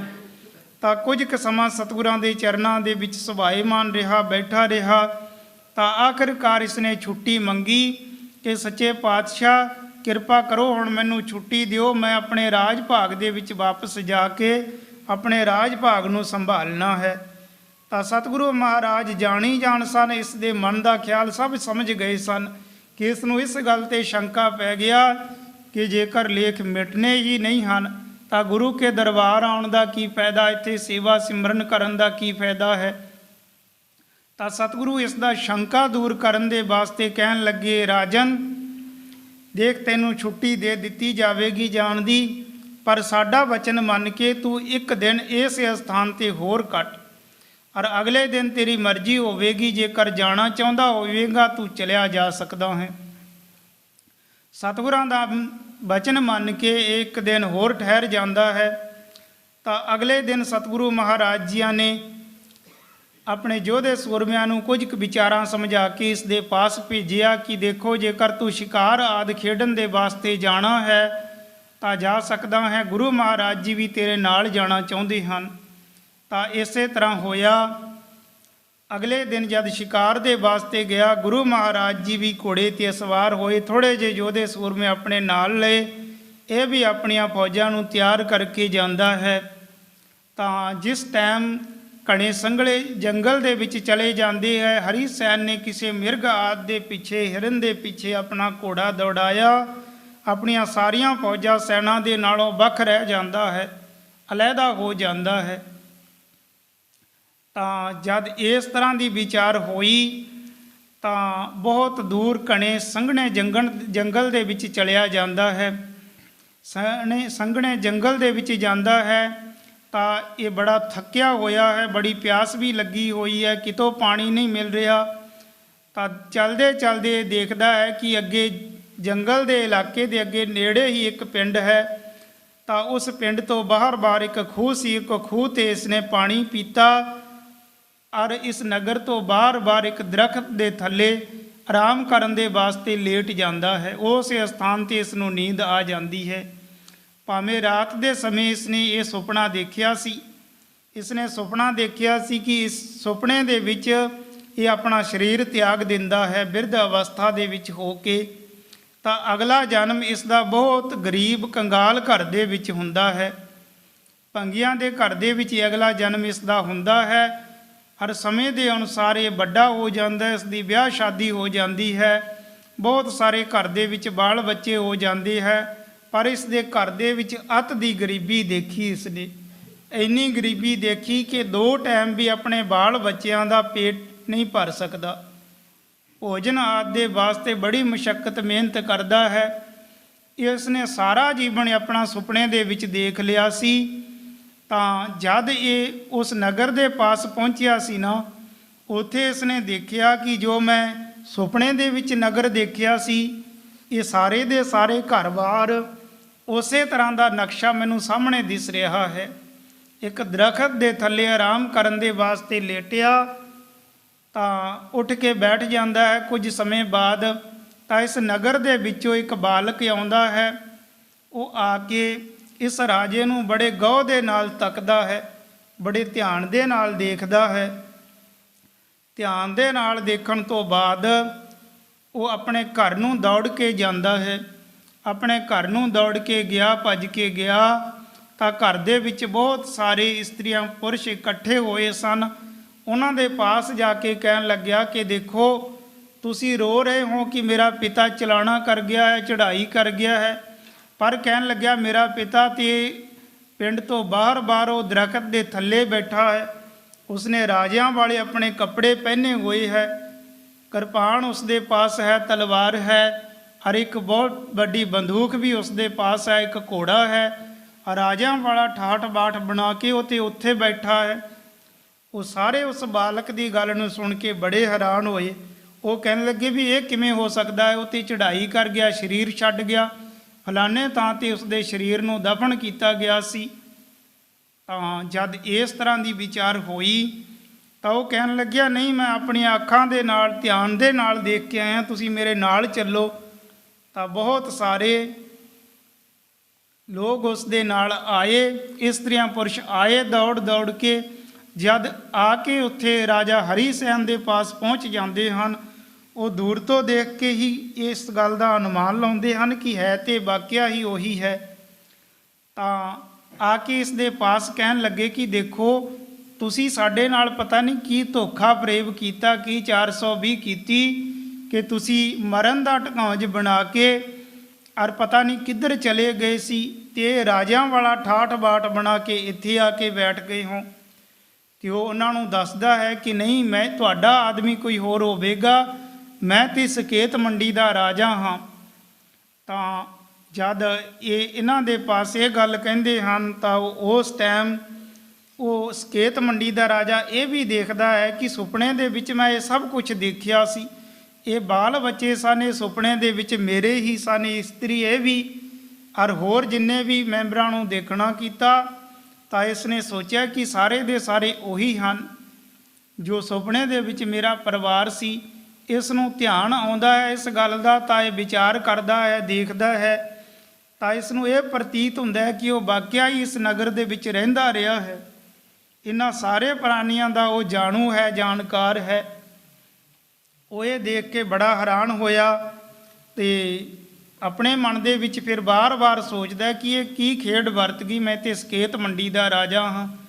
ਉਹਨਾਂ ਨੂੰ ਸਮਝਾਉਣਾ ਕੀਤਾ ਤਾਂ ਉਹ ਵੀ ਵਾਰ-ਵਾਰ ਇਹੀ ਗੱਲ ਕਹਿੰਦੇ ਹਨ, ਨਹੀਂ ਨਹੀਂ, ਤੂੰ ਸਾਡੇ ਨਾਲ ਕੋਈ ਧੋਖਾ ਫਰੇਬ ਕਰਕੇ ਚਲਿਆ ਗਿਆ, ਇਹ ਰਾਜਿਆਂ ਵਾਲਾ ਠਾਠ ਬਾਠ ਪਤਾ ਨਹੀਂ ਕਿੱਥੋਂ ਬਣਾ ਕੇ ਲੈ ਆਇਆ, ਇੱਕ ਘੋੜਾ ਹੈ, ਰਾਜਿਆਂ ਵਾਲੇ ਵਸਤਰ ਹਨ, ਔਰ ਹੋਰ ਇਹ ਬੰਦੂਕ ਅਤੇ ਕਿਰਪਾਨ ਤਲਵਾਰ ਆਦਿ ਹੈ। ਕਾਫੀ ਸਮਾਂ ਰੌਲਾ ਪਾਉਣ ਤੋਂ ਬਾਅਦ ਇਹ ਲੋਕ ਇਸ ਨੂੰ ਜਾਣ ਨਹੀਂ ਦਿੰਦੇ ਕਿ ਨਹੀਂ, ਤੂੰ ਚੱਲ ਕੇ ਆਪਣੇ ਬਾਲ ਬੱਚਿਆਂ ਦੀ ਪਰਵਰਿਸ਼ ਕਰ, ਇਹਨਾਂ ਦੀ ਸੰਭਾਲ ਕਰ। ਪਰ ਇਹ ਬੜਾ ਦੁਖੀ ਹੋਇਆ, ਇਹਨਾਂ ਤੋਂ ਜਾਣ ਦੀ ਕੋਸ਼ਿਸ਼ ਕੀਤੀ ਤੇ ਨਾ ਹੀ ਜਾ ਸਕਿਆ। ਆਖਰਕਾਰ ਗੁਰੂ ਮਹਾਰਾਜ ਜੀਆਂ ਨੂੰ ਯਾਦ ਕੀਤਾ, ਮਨ ਹੀ ਮਨ ਦੇ ਵਿੱਚ ਬੇਨਤੀ ਕੀਤੀ ਤਾਂ ਸਤਿਗੁਰੂ ਮਹਾਰਾਜ ਉਸੇ ਟਾਈਮ ਘੋੜੇ 'ਤੇ ਸਵਾਰ ਹੋਏ ਤੇ ਯੋਧੇ ਸੂਰਮਿਆਂ ਦੇ ਨਾਲ ਇਸ ਦੇ ਪਾਸ ਪਹੁੰਚ ਜਾਂਦੇ ਹਨ। ਧੰਨ ਗੁਰੂ ਅਰਜਨ ਦੇਵ ਜੀ ਮਹਾਰਾਜ ਜੀਆਂ ਦੀ ਸਮੇਂ ਦੀ ਵਾਰਤਾ। ਤਾਂ ਇਸ ਦੇ ਪਾਸ ਪਹੁੰਚੇ, ਇਹ ਦੇਖ ਕੇ ਪ੍ਰਸੰਨ ਹੋਇਆ। ਇਹ ਦੁਨੀਆ ਦੇ ਲੋਕ ਇਹ ਵੀ ਖੜੇ ਹਨ। ਤਾਂ ਸਤਿਗੁਰੂ ਮਹਾਰਾਜ ਜੀਆਂ ਦੇ ਪਾਸ ਸਾਰੀ ਵਾਰਤਾ ਦੱਸੀ ਗਈ। ਇਹ ਲੋਕਾਂ ਨੇ ਆਪਣੇ ਵੱਲੋਂ ਦੱਸਿਆ ਕਿ ਇਹ ਸਾਡੇ ਨਾਲ ਪਤਾ ਨਹੀਂ ਕੀ ਧੋਖਾ ਫਰੇਬ ਕਰਕੇ ਗਿਆ, ਮਰਨ ਦਾ ਨਾਟਕ ਕਰਕੇ ਪਤਾ ਨਹੀਂ ਕਿੱਧਰ ਚਲਿਆ ਗਿਆ, ਰਾਜਿਆਂ ਵਾਲਾ ਠਾਠ ਬਾਠ ਬਣਾ ਕੇ ਆ ਗਿਆ। ਤਾਂ ਉਸ ਟਾਈਮ ਉਸ ਸਮੇਂ ਹਰੀ ਸਾਹਿਬ ਨੇ ਆਪਣੀ ਵਾਰਤਾ ਦੱਸਦਾ, ਸੱਚੇ ਪਾਤਸ਼ਾਹ ਤੁਹਾਨੂੰ ਤੇ ਪਤਾ ਹੀ ਹੈ, ਔਰ ਕਿਰਪਾ ਕਰਕੇ ਹੁਣ ਸਭ ਅਸਲੀਅਤ ਇਹਨਾਂ ਦੇ ਸਾਹਮਣੇ ਦੱਸਣਾ ਕਰੋ। ਸਤਿਗੁਰੂ ਮਹਾਰਾਜ ਜੀਆਂ ਨੇ ਦੱਸਿਆ ਕਿ ਭਾਈ ਤੁਸੀਂ ਇਹ ਦੱਸੋ ਕਿ ਤੁਹਾਡਾ ਆਦਮੀ ਜੋ ਚੜ੍ਹਾਈ ਕਰ ਗਿਆ ਸੀ, ਸਰੀਰ ਛੱਡ ਗਿਆ ਸੀ, ਪਹਿਲੀ ਗੱਲ ਤੇ ਇਹ ਤੁਹਾਡਾ ਆਦਮੀ ਨਹੀਂ ਤੇ ਸਾਡਾ ਸੇਵਾਦਾਰ ਹੈ। ਔਰ ਦੂਸਰੀ ਗੱਲ ਇਹ ਹੈ ਕਿ ਜੋ ਤੁਹਾਡਾ ਆਦਮੀ ਚੜ੍ਹਾਈ ਕਰ ਗਿਆ ਸੀ, ਸਰੀਰ ਛੱਡ ਗਿਆ ਸੀ, ਔਰ ਉਹ ਤੁਸੀਂ ਉਸ ਦਾ ਸੰਸਕਾਰ ਕੀਤਾ ਜਾਂ ਉਸ ਨੂੰ ਦਫਨਾਉਣਾ ਕੀਤਾ। ਤਾਂ ਉਹ ਕਹਿਣ ਲੱਗੇ ਅਸੀਂ ਟੂਆ ਪੱਟ ਕੇ ਦਫਨਾ ਦਿੱਤਾ ਸੀ। ਸਤਿਗੁਰੂ ਕਹਿਣ ਲੱਗੇ ਉਸ ਨੂੰ ਉੱਥੇ ਜਾ ਕੇ ਕੱਢੋ, ਦੇਖੋ ਜੇਕਰ ਤੁਹਾਡਾ ਆਦਮੀ ਉੱਥੇ ਹੋਇਆ ਤਾਂ ਅਸੀਂ ਇਸ ਨੂੰ ਆਪਣੇ ਨਾਲ ਲੈ ਜਾਵਾਂਗੇ, ਜੇਕਰ ਨਾ ਹੋਇਆ ਤਾਂ ਇਸ ਨੂੰ ਇੱਥੇ ਹੀ ਤੁਹਾਡੇ ਪਾਸ ਛੱਡ ਦੇਵਾਂਗੇ। ਉਹ ਖੁਸ਼ ਹੋਏ ਕਿ ਤੁਸੀਂ ਬੜੀ ਅੱਛੇ ਤਰੀਕੇ ਦੇ ਨਾਲ ਸਾਡਾ ਨਿਪਟਾਰਾ ਕਰ ਦਿੱਤਾ ਔਰ ਅਸਲੀਅਤ ਦੇ ਬਾਰੇ ਦੱਸਿਆ। ਸਭ ਨੇ ਜਾ ਕੇ ਉਸ ਸਥਾਨ ਨੂੰ ਪੱਟ ਕੇ ਦੇਖਿਆ ਤਾਂ ਉਹਨਾਂ ਦਾ ਮ੍ਰਿਤਕ ਪ੍ਰਾਣੀ ਉਸੇ ਅਸਥਾਨ ਤੋਂ ਨਿਕਲ ਆਇਆ, ਜਿਸ ਦੀ ਸ਼ਕਲ ਸੇਮ ਟੂ ਸੇਮ ਇਸ ਰਾਜਾ ਹਰੀ ਸੈਨ ਦੇ ਨਾਲ ਮਿਲਦੀ ਸੀ। ਤਾਂ ਜਦ ਸਤਿਗੁਰੂ ਮਹਾਰਾਜ ਇਸ ਨੂੰ ਨਾਲ ਲੈ ਕੇ ਵਾਪਸ ਅੰਮ੍ਰਿਤਸਰ ਸਾਹਿਬ ਪਹੁੰਚ ਜਾਂਦੇ ਹਨ, ਸਤਿਗੁਰੂ ਮਹਾਰਾਜ ਆਪਣੇ ਆਸਣ 'ਤੇ ਸੁਭਾਏਮਾਨ ਹੋਏ। ਰਾਜਾ ਹਰੀ ਸੈਨ ਵੀ ਪਾਸ ਹੀ ਬੈਠਾ ਹੈ, ਮਨ ਹੀ ਮਨ ਦੇ ਵਿੱਚ ਬੜਾ ਹੈਰਾਨ ਹੈ ਔਰ ਬਾਰ-ਬਾਰ ਇਹ ਗੱਲਾਂ ਸੋਚਦਾ ਹੈ ਕਿ ਇਹ ਕੀ ਖੇਲ ਵਰਤ ਗਈ, ਜੋ ਕੁਝ ਮੈਂ ਸੁਪਨੇ ਦੇ ਵਿੱਚ ਦੇਖਿਆ, ਇਹ ਸੱਚਮੁੱਚ ਹੀ ਉਸ ਸਥਾਨ 'ਤੇ ਮੈਂ ਜਾ ਕੇ ਦੇਖ ਆਇਆ ਹਾਂ। ਤਾਂ ਸਤਿਗੁਰੂ ਮਹਾਰਾਜ ਇਸ ਨੂੰ ਨਾਲ ਲੈ ਕੇ ਵਾਪਸ ਅੰਮ੍ਰਿਤਸਰ ਸਾਹਿਬ ਪਹੁੰਚ ਜਾਂਦੇ ਹਨ, ਸਤਿਗੁਰੂ ਮਹਾਰਾਜ ਆਪਣੇ ਆਸਣ 'ਤੇ ਸੁਭਾਏਮਾਨ ਹੋਏ। ਰਾਜਾ ਹਰੀ ਸੈਨ ਵੀ ਪਾਸ ਹੀ ਬੈਠਾ ਹੈ, ਮਨ ਹੀ ਮਨ ਦੇ ਵਿੱਚ ਬੜਾ ਹੈਰਾਨ ਹੈ ਔਰ ਬਾਰ-ਬਾਰ ਇਹ ਗੱਲਾਂ ਸੋਚਦਾ ਹੈ ਕਿ ਇਹ ਕੀ ਖੇਲ ਵਰਤ ਗਈ, ਜੋ ਕੁਝ ਮੈਂ ਸੁਪਨੇ ਦੇ ਵਿੱਚ ਦੇਖਿਆ, ਇਹ ਸੱਚਮੁੱਚ ਹੀ ਉਸ ਸਥਾਨ 'ਤੇ ਮੈਂ ਜਾ ਕੇ ਦੇਖ ਆਇਆ ਹਾਂ। ਤਾਂ ਸਤਿਗੁਰਾਂ ਦੇ ਪਾਸ ਬੇਨਤੀ ਕੀਤੀ, ਸੱਚੇ ਪਾਤਸ਼ਾਹ ਮੈਨੂੰ ਕੁਝ ਵੀ ਸਮਝ ਨਹੀਂ ਆਉਂਦੀ ਕਿ ਇਹ ਕੀ ਖੇਡ ਵਰਤ ਗਈ ਹੈ। ਤਾਂ ਧੰਨ ਗੁਰੂ ਅਰਜਨ ਦੇਵ ਜੀ ਮਹਾਰਾਜ ਕਹਿਣ ਲੱਗੇ ਕਿ ਦੇਖ, ਜੋ ਤੂੰ ਗੁਰਬਾਣੀ ਦੀ ਪੰਕਤੀ ਦੇ ਉੱਪਰ ਸ਼ੰਕਾ ਕੀਤੀ ਸੀ ਨਾ ਕਿ ਲੇਖ ਨਾ ਮਿਟੀ ਹੈ ਸਖੀ ਜੋ ਲਿਖਿਆ ਕਰਤਾਰ, ਇਸ ਗੱਲ ਦਾ ਸ਼ੰਕਾ ਕੀਤਾ ਸੀ ਕਿ ਉਹ ਲੇਖਾਂ ਦੇ ਵਿੱਚ ਲਿਖਿਆ ਉਹ ਮਿਟਦਾ ਨਹੀਂ ਹੈ, ਫਿਰ ਗੁਰੂ ਕੇ ਦਰਬਾਰ ਦੇ ਵਿੱਚ ਆਉਣ ਦਾ ਕੀ ਫਾਇਦਾ ਹੋਇਆ। ਤਾਂ ਸਤਿਗੁਰੂ ਮਹਾਰਾਜ ਜੀ ਨੇ ਦੱਸਿਆ ਕਿ ਭਾਈ ਲੇਖ ਮਿਟਦਾ ਹੈ ਜੇਕਰ ਮਿਟਿਆ ਜਾਵੇ। ਧੰਨ ਧੰਨ ਸੰਤ ਬਾਬਾ ਈਸਰ ਸਿੰਘ ਜੀ ਮਹਾਰਾਜ ਜੀਆਂ ਦੇ ਵੀ ਐਸੇ ਬਚਨ ਹਨ ਕਿ ਲੇਖ ਮਿਟਦੇ ਹਨ ਜੇਕਰ ਕੋਈ ਯਤਨ ਕੀਤਾ ਜਾਵੇ। ਜਿਸ ਤਰ੍ਹਾਂ ਕੱਪੜੇ ਦੇ ਵਿੱਚੋਂ ਮੈਲ ਕੱਢਣੀ ਹੋਵੇ ਉਸ ਨੂੰ ਧੋਤਾ ਜਾ ਸਕਦਾ ਹੈ, ਉਸ ਦੀ ਮੈਲ ਕੱਢੀ ਜਾ ਸਕਦੀ ਹੈ। ਜੇਕਰ ਯਤਨ ਨਾ ਕੀਤਾ ਜਾਵੇ ਤੇ ਉਹ ਕੱਪੜੇ ਦੇ ਵਿੱਚੋਂ ਮੈਲ ਨਹੀਂ ਨਿਕਲ ਸਕਦੀ। ਸੰਤ ਜੀ ਮਹਾਰਾਜ ਜੀਆਂ ਦਾ ਇਹ ਬਚਨ ਹੈ ਕਿ ਇਸੇ ਤਰ੍ਹਾਂ ਹੀ ਜੇਕਰ ਕੋਈ ਆਪਣੇ ਲੇਖਾਂ ਨੂੰ ਮਿਟਾਉਣਾ ਚਾਹੁੰਦਾ ਹੋਵੇ ਤਾਂ ਸੇਵਾ ਸਿਮਰਨ ਕਰਕੇ, ਗੁਰਬਾਣੀ ਪਾਠ ਕਰਕੇ, ਵਾਹਿਗੁਰੂ ਦਾ ਨਾਮ ਜਪ ਕੇ ਆਪਣੇ ਮਾੜੇ ਲੇਖਾਂ ਨੂੰ ਮਿਟਾ ਸਕਦਾ ਹੈ। ਧੰਨ ਗੁਰੂ ਅਰਜਨ ਦੇਵ ਜੀ ਮਹਾਰਾਜ ਜੀਆਂ ਨੇ ਵੀ ਇਹੀ ਦੱਸਿਆ ਕਿ ਜੇਕਰ ਯਤਨ ਕੀਤਾ ਜਾਵੇ ਤਾਂ ਲੇਖਾਂ ਨੂੰ ਮਿਟਾਇਆ ਜਾ ਸਕਦਾ ਜਾਂ ਸਹਿਜੇ ਹੀ ਭੁਗਾ ਦਿੱਤੇ ਜਾਂਦੇ ਹਨ। ਹੁਣ ਸਤਿਗੁਰੂ ਕਹਿਣ ਲੱਗੇ ਕਿ ਰਾਜਾ ਹਰੀ ਸੈਨ ਦੇਖ, ਤੇਰੇ ਭਾਗਾਂ ਦੇ ਵਿੱਚ ਇਹ ਕੁਛ ਸੀ ਕਿ ਤੂੰ ਆਪਣਾ ਇਹ ਪੰਜ ਭੂਤਕ ਸਰੀਰ ਨੂੰ ਤਿਆਗ ਕੇ ਉਸ ਗਰੀਬ ਕੰਗਾਲ ਘਰ ਦੇ ਵਿੱਚ ਜਨਮ ਧਾਰਨਾ ਸੀ।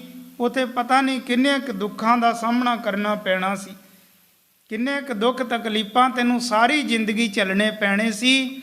ਔਰ ਤੂੰ ਗੁਰੂ ਕੇ ਦਰਬਾਰ ਦੇ ਵਿੱਚ ਭਾਵਨਾ ਸ਼ਰਧਾ ਦੇ ਨਾਲ ਆਇਆ, ਔਰ ਚੱਲ ਕੇ ਆਇਆ ਤਾਂ ਗੁਰੂ ਮਹਾਰਾਜ ਜੀਆਂ ਦੀ ਕਿਰਪਾ ਦੇ ਅਨੁਸਾਰ ਤੇਰਾ ਸਾਰੇ ਦਾ ਸਾਰਾ ਜੀਵਨ ਤੈਨੂੰ ਸੁਪਨੇ ਦੇ ਵਿੱਚ ਹੀ ਭੁਗਤਾ ਦਿੱਤਾ ਗਿਆ ਹੈ।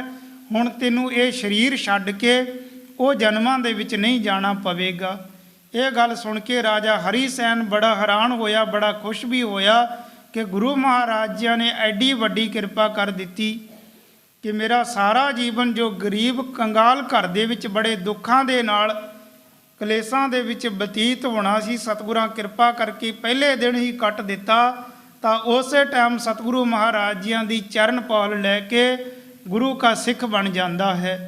ਤਾਂ ਸਲਾਰਦੀਨ ਨਾਮ ਦੇ ਕਾਜੀ ਨੇ ਵੀ ਇਹੀ ਸ਼ੰਕਾ ਕੀਤਾ ਸੀ ਕਿ ਜੇਕਰ ਭਾਗਾਂ ਦੇ ਵਿੱਚ ਲਿਖਿਆ ਹੋਇਆ ਲੇਖ ਉਸੇ ਤਰ੍ਹਾਂ ਭੋਗਣਾ ਹੈ ਤਾਂ ਫਿਰ ਸਤਿਗੁਰਾਂ ਦੇ ਪਾਸ ਆ ਕੇ ਸਿੱਖ ਸੰਗਤਾਂ ਬੇਨਤੀਆਂ ਕਿਉਂ ਕਰਦੇ ਹਨ। ਕਾਜੀ ਸੁਨ ਮਨ ਭਇਓ ਆਨੰਦ। ਸਤਿਗੁਰੂ ਮਹਾਰਾਜ ਜੀਆਂ ਨੇ ਅੱਛੀ ਤਰ੍ਹਾਂ ਪ੍ਰੈਕਟੀਕਲੀ ਇਸ ਨੂੰ ਸਮਝਾਇਆ ਕਿ ਜਿਸ ਤਰ੍ਹਾਂ ਮੋਹਰਾਂ ਦੇ ਉੱਪਰ ਲਿਖੇ ਹੋਏ ਅੱਖਰ ਸਿਆਹੀ ਨਾਲ ਲਵੇੜ ਕੇ ਕਾਗਜ਼ ਤੇ ਲਾਏ ਜਾਣ ਤੇ ਸਿੱਧੇ ਹੋ ਜਾਂਦੇ ਹਨ, ਜੇਕਰ ਸ਼ਰਧਾ ਰੂਪੀ ਸਿਆਹੀ ਦੇ ਨਾਲ ਇਸ ਤਰ੍ਹਾਂ ਗੁਰਸਿੱਖ ਨਮਸਕਾਰ ਕਰਦਾ ਹੈ ਸ਼ਰਧਾ ਦੇ ਨਾਲ ਗੁਰੂ ਕੇ ਚਰਨਾਂ ਤੇ ਇਸ ਦੇ ਵੀ ਪੁੱਠੇ ਲੇਖ ਬਦਲ ਕੇ ਸਿੱਧੇ ਹੋ ਜਾਂਦੇ ਹਨ, ਦੁੱਖਾਂ ਦੇ ਸੁੱਖ ਬਣ ਜਾਂਦੇ ਹਨ। ਠਾਂਡਾ ਪਇਓ ਹਾਥ ਦਵੇ ਬੰਦ। ਤਾਂ ਉਸੇ ਟਾਈਮ ਸਲਾਰਦੀਨ ਕਾਜੀ ਧੰਨ ਗੁਰੂ ਗੋਬਿੰਦ ਸਿੰਘ ਜੀ ਮਹਾਰਾਜ ਜੀਆਂ ਦੇ ਸਾਹਮਣੇ ਖੜਾ ਹੁੰਦਾ ਹੈ, ਆਪਣੇ ਦੋਨੇ ਹੱਥ ਜੋੜਦਾ ਹੈ। ਚੁੱਕ ਚੁੱਕ ਕਰੇ ਸਲਾਮ ਅਗਾਰੀ। ਤਾਂ ਜਦ ਇਸ ਦੇ ਮਨ ਦਾ ਸ਼ੰਕਾ ਦੂਰ ਹੋਇਆ ਤਾਂ ਬਾਰ-ਬਾਰ ਸਲਾਮਾਂ ਸਤਿਗੁਰੂ ਮਹਾਰਾਜ ਜੀਆਂ ਦੇ ਸਾਹਮਣੇ ਕਰਦਾ ਹੈ। ਗੁਰ ਤਾਰੀਫ ਬੁਲੰਦ ਉਚਾਰੀ। ਤਾਂ ਬਾਰ-ਬਾਰ ਗੁਰੂ ਮਹਾਰਾਜ ਜੀਆਂ ਦੀ ਤਾਰੀਫ, ਗੁਰੂ ਮਹਾਰਾਜ ਜੀਆਂ ਦਾ ਜਸ ਇਸ ਕਾਜੀ ਨੇ ਕਰਨਾ ਕੀਤਾ। ਪ੍ਰਭ ਜੀ ਸੰਸੇ ਭਇਓ ਵਿਨਾਸ਼। ਬਾਰ-ਬਾਰ ਬੇਨਤੀਆਂ ਕੀਤੀਆਂ, ਸੱਚੇ ਪਾਤਸ਼ਾਹ ਮੇਰੇ ਮਨ ਦੇ ਵਿੱਚ ਬੜੇ ਟਾਈਮ ਦਾ ਇਹ ਸ਼ੰਕਾ ਸੀ ਜੋ ਆਪ ਜੀਆਂ ਨੇ ਬੜੇ ਸੋਹਣੇ ਤਰੀਕੇ ਦੇ ਨਾਲ ਦੂਰ ਕਰ ਦਿੱਤਾ। ਵਾਹ ਵਾਹ ਵੱਡ ਬੁੱਧ ਪ੍ਰਕਾਸ਼। ਤੇ ਉਸ ਟਾਈਮ ਵਾਹ ਵਾਹ ਕਰਨ ਲੱਗਿਆ ਕਿ ਗੁਰੂ ਮਹਾਰਾਜ ਜੀਆਂ ਨੇ ਆਪਣੇ ਬਚਨ ਬਿਲਾਸ ਕਰਕੇ ਮੇਰਾ ਸ਼ੰਕਾ ਦੂਰ ਕੀਤਾ ਤੇ ਮੈਨੂੰ ਬੜੀ ਸਮੱਤ ਬਖਸ਼ ਦਿੱਤੀ ਹੈ। ਚੌਪਈ ਹੱਥ ਸੰਸੇ ਸੋ ਤਸੱਲੀ ਹੋਨ। ਜਦ ਇਸ ਦੇ ਮਨ ਦਾ ਸ਼ੰਕਾ ਦੂਰ ਹੋ ਗਿਆ, ਇਸ ਨੂੰ ਅਸਲੀਅਤ ਦਾ ਪਤਾ ਚੱਲ ਗਿਆ, ਇਸ ਗੱਲ ਦਾ ਗਿਆਨ ਹੋ ਗਿਆ ਤੇ ਇਸ ਦੇ ਮਨ ਦੀ ਤਸੱਲੀ ਹੋ ਜਾਂਦੀ ਹੈ। ਅਸ ਉਤਰ ਦੇ ਸਕ ਹੈ ਕੌਣ। ਤਾਂ ਬਾਰ-ਬਾਰ ਬੇਨਤੀਆਂ ਕਰਦਾ, ਸੱਚੇ ਪਾਤਸ਼ਾਹ ਜਿਸ ਤਰ੍ਹਾਂ ਆਪ ਜੀਆਂ ਨੇ ਮੈਨੂੰ ਸਮਝਾਇਆ, ਮੇਰੇ ਸਵਾਲ ਦਾ ਜਵਾਬ ਦਿੱਤਾ, ਉੱਤਰ ਦਿੱਤਾ, ਇਸ ਤਰ੍ਹਾਂ ਦਾ ਉੱਤਰ ਹੋਰ ਕੋਈ ਨਹੀਂ ਦੇ ਸਕਦਾ। ਤੁਮ ਬਿਨ ਸੁਮਤ ਤਰੇ ਕੋ ਐਸੇ। ਸੱਚੇ ਪਾਤਸ਼ਾਹ ਇਤਨੀ ਵਿਸ਼ਾਲ ਬੁੱਧ ਹੋਰ ਦੁਨੀਆ ਦੇ ਜੀਵ ਦੇ ਵਿੱਚ ਕਿਤੇ ਪਾਈ ਨਹੀਂ ਜਾਂਦੀ ਹੈ। ਆਪ ਦਿਖਾਏ ਕਯੋ ਸ਼ੁਭ ਜੈਸੇ। ਹਰ ਆਪ ਜੀਆਂ ਨੇ ਜਿਸ ਤਰ੍ਹਾਂ ਕਿਰਪਾ ਕਰਕੇ ਮੇਰਾ ਸਾਰਾ ਭਰਮ ਦੂਰ ਕਰ ਦਿੱਤਾ। ਪੁਨ ਸਾਦਰ ਬੈਠਾਇਓ ਕਾਜੀ। ਸਤਿਗੁਰੂ ਮਹਾਰਾਜ ਜੀ ਵੀ ਇਸ ਕਾਜੀ ਤੇ ਪ੍ਰਸੰਨ ਹੋਏ ਔਰ ਬੜੇ ਸਤਿਕਾਰ ਦੇ ਨਾਲ ਆਪਣੇ ਨੇੜੇ ਬੈਠਾ ਲਿਆ। ਸੁਨ ਉਤਰ ਜੋ ਅਤਿਸ਼ੈ ਰਾਜੀ। ਜੋ ਕਾਜੀ ਸਤਿਗੁਰਾਂ ਦੇ ਪਾਸੋਂ ਉੱਤਰ ਸੁਣ ਕੇ ਬੜਾ ਖੁਸ਼ ਅਤੇ ਬੜਾ ਪ੍ਰਸੰਨ ਹੁੰਦਾ ਹੈ। ਅਪਰ ਸੰਵਾਦ ਕਰਿਓ ਸੁਖ ਪਾਏ। ਤਾਂ ਹੋਰ ਸਤਿਗੁਰੂ ਮਹਾਰਾਜ ਜੀਆਂ ਦੇ ਨਾਲ ਬੜੇ ਬਚਨ ਬਿਲਾਸ ਇਸ ਕਾਜੀ ਨੇ ਕੀਤੇ ਅਤੇ ਬੜਾ ਪ੍ਰਸੰਨ ਹੋਇਆ। ਦਰਸ਼ਨ ਦੇ ਸੰਗਤ ਸਮੁਦਾਏ। ਸਤਿਗੁਰੂ ਮਹਾਰਾਜ ਸਿੱਖ ਸੰਗਤਾਂ ਨੂੰ ਦਰਸ਼ਨ ਦੇ ਰਹੇ ਸਨ। ਪੂਰਨ ਕੀਨ ਕਾਮਨਾ ਮਨ ਕੀ। ਸਤਿਗੁਰਾਂ ਸਿੱਖ ਸੰਗਤਾਂ ਤੇ ਮਿਹਰ ਕੀਤੀ ਤਾਂ ਸਭਨਾਂ ਦੀਆਂ ਮਨੋ ਕਾਮਨਾ ਪੂਰਨ ਕੀਤੀਆਂ। ਸੁਤ ਬਿਤ ਸੁਖ ਕੀ ਲਾਲਸ ਤਿਨ ਕੀ। ਸਿੱਖ ਸੰਗਤਾਂ ਦੇ ਵਿੱਚੋਂ ਜਿਸ ਜਿਸ ਤਰ੍ਹਾਂ ਦੀ ਵੀ ਕਿਸੇ ਦੀ ਭਾਵਨਾ ਸੀ, ਕੋਈ ਪੁੱਤਰ ਦੀ ਦਾਤ ਵਾਸਤੇ ਮਨ ਦੇ ਵਿੱਚ ਇੱਛਾ ਧਾਰਦਾ ਸੀ, ਕੋਈ ਆਪਣੀ ਗਰੀਬੀ ਦੂਰ ਕਰਨ ਦੇ ਵਾਸਤੇ, ਧਨ ਦੀ ਪ੍ਰਾਪਤੀ ਦੇ ਵਾਸਤੇ, ਕੋਈ ਰੋਗ ਸੋਗ ਨੂੰ ਦੂਰ ਕਰਨ ਵਾਸਤੇ ਬੇਨਤੀਆਂ ਕਰਦਾ ਸੀ। ਸਤਿਗੁਰਾਂ ਸਭਨਾਂ ਦੀ ਮਨੋ ਕਾਮਨਾ ਪੂਰਨ ਕੀਤੀ। ਬਵਰੋ ਉਠੇ ਚਲੇ ਸ਼ੁਭ ਮੰਦਰ। ਤਾਂ ਇਸ ਤੋਂ ਬਾਅਦ ਸਤਿਗੁਰੂ ਮਹਾਰਾਜ ਜੀ ਇਸ ਦੀਵਾਨ ਦੇ ਵਿੱਚੋਂ ਸਿੱਖ ਸੰਗਤਾਂ ਦੇ ਵਿੱਚੋਂ ਉੱਠਦੇ ਹਨ ਅਤੇ ਆਪਣੇ ਮਹਿਲਾਂ ਨੂੰ ਜਾਂਦੇ ਹਨ। ਜਹ ਇਕਾਰ ਬੈਠਨ ਥਲ ਸੁੰਦਰ। ਜਿਸ ਅਸਥਾਨ ਤੇ ਸੋਹਣਾ ਅਸਥਾਨ ਗੁਰੂ ਮਹਾਰਾਜ ਜੀਆਂ ਦਾ ਇਕਾਂਤ ਦੇ ਵਿੱਚ ਬੈਠਣ ਦਾ ਬਣਾਇਆ ਹੋਇਆ ਸੀ। ਸਕਲ ਖਾਲਸਾ ਬੰਦਨ ਕਰ ਕਰ। ਹਰ ਸਾਰੇ ਗੁਰਸਿੱਖ ਸੰਗਤਾਂ ਨੇ ਸਤਿਗੁਰਾਂ ਦੇ ਚਰਨਾਂ ਤੇ ਨਮਸਕਾਰਾਂ ਕੀਤੀਆਂ ਸਨ।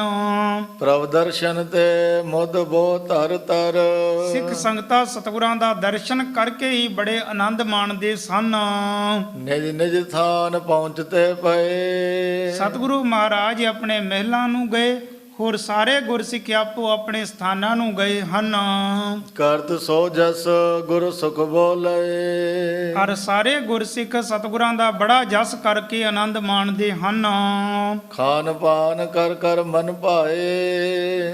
ਰੁਚੀ ਦੇ ਅਨੁਸਾਰ ਸਿੱਖ ਸੰਗਤਾਂ ਨੇ ਵੀ ਭੋਜਨ ਪਾਣੀ ਛਕਿਆ ਔਰ ਗੁਰੂ ਮਹਾਰਾਜ ਜੀਆਂ ਨੇ ਵੀ ਭੋਜਨ ਪਾਣੀ ਛਕਣਾ ਕੀਤਾ।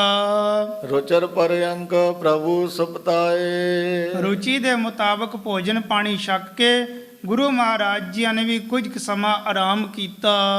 ਜਾਮ ਜਾਮਨੀ ਜਾਗਨ ਤਰੇ। ਹਰ ਪਹਿਰ ਰਾਤ ਰਹਿੰਦਿਆਂ ਜਾਣੇ ਅੰਮ੍ਰਿਤ ਵੇਲੇ ਗੁਰੂ ਮਹਾਰਾਜ ਜੀ ਆਪਣੇ ਨਿਯਮ ਦੇ ਅਨੁਸਾਰ ਸਾਵਧਾਨ ਹੁੰਦੇ ਹਨ।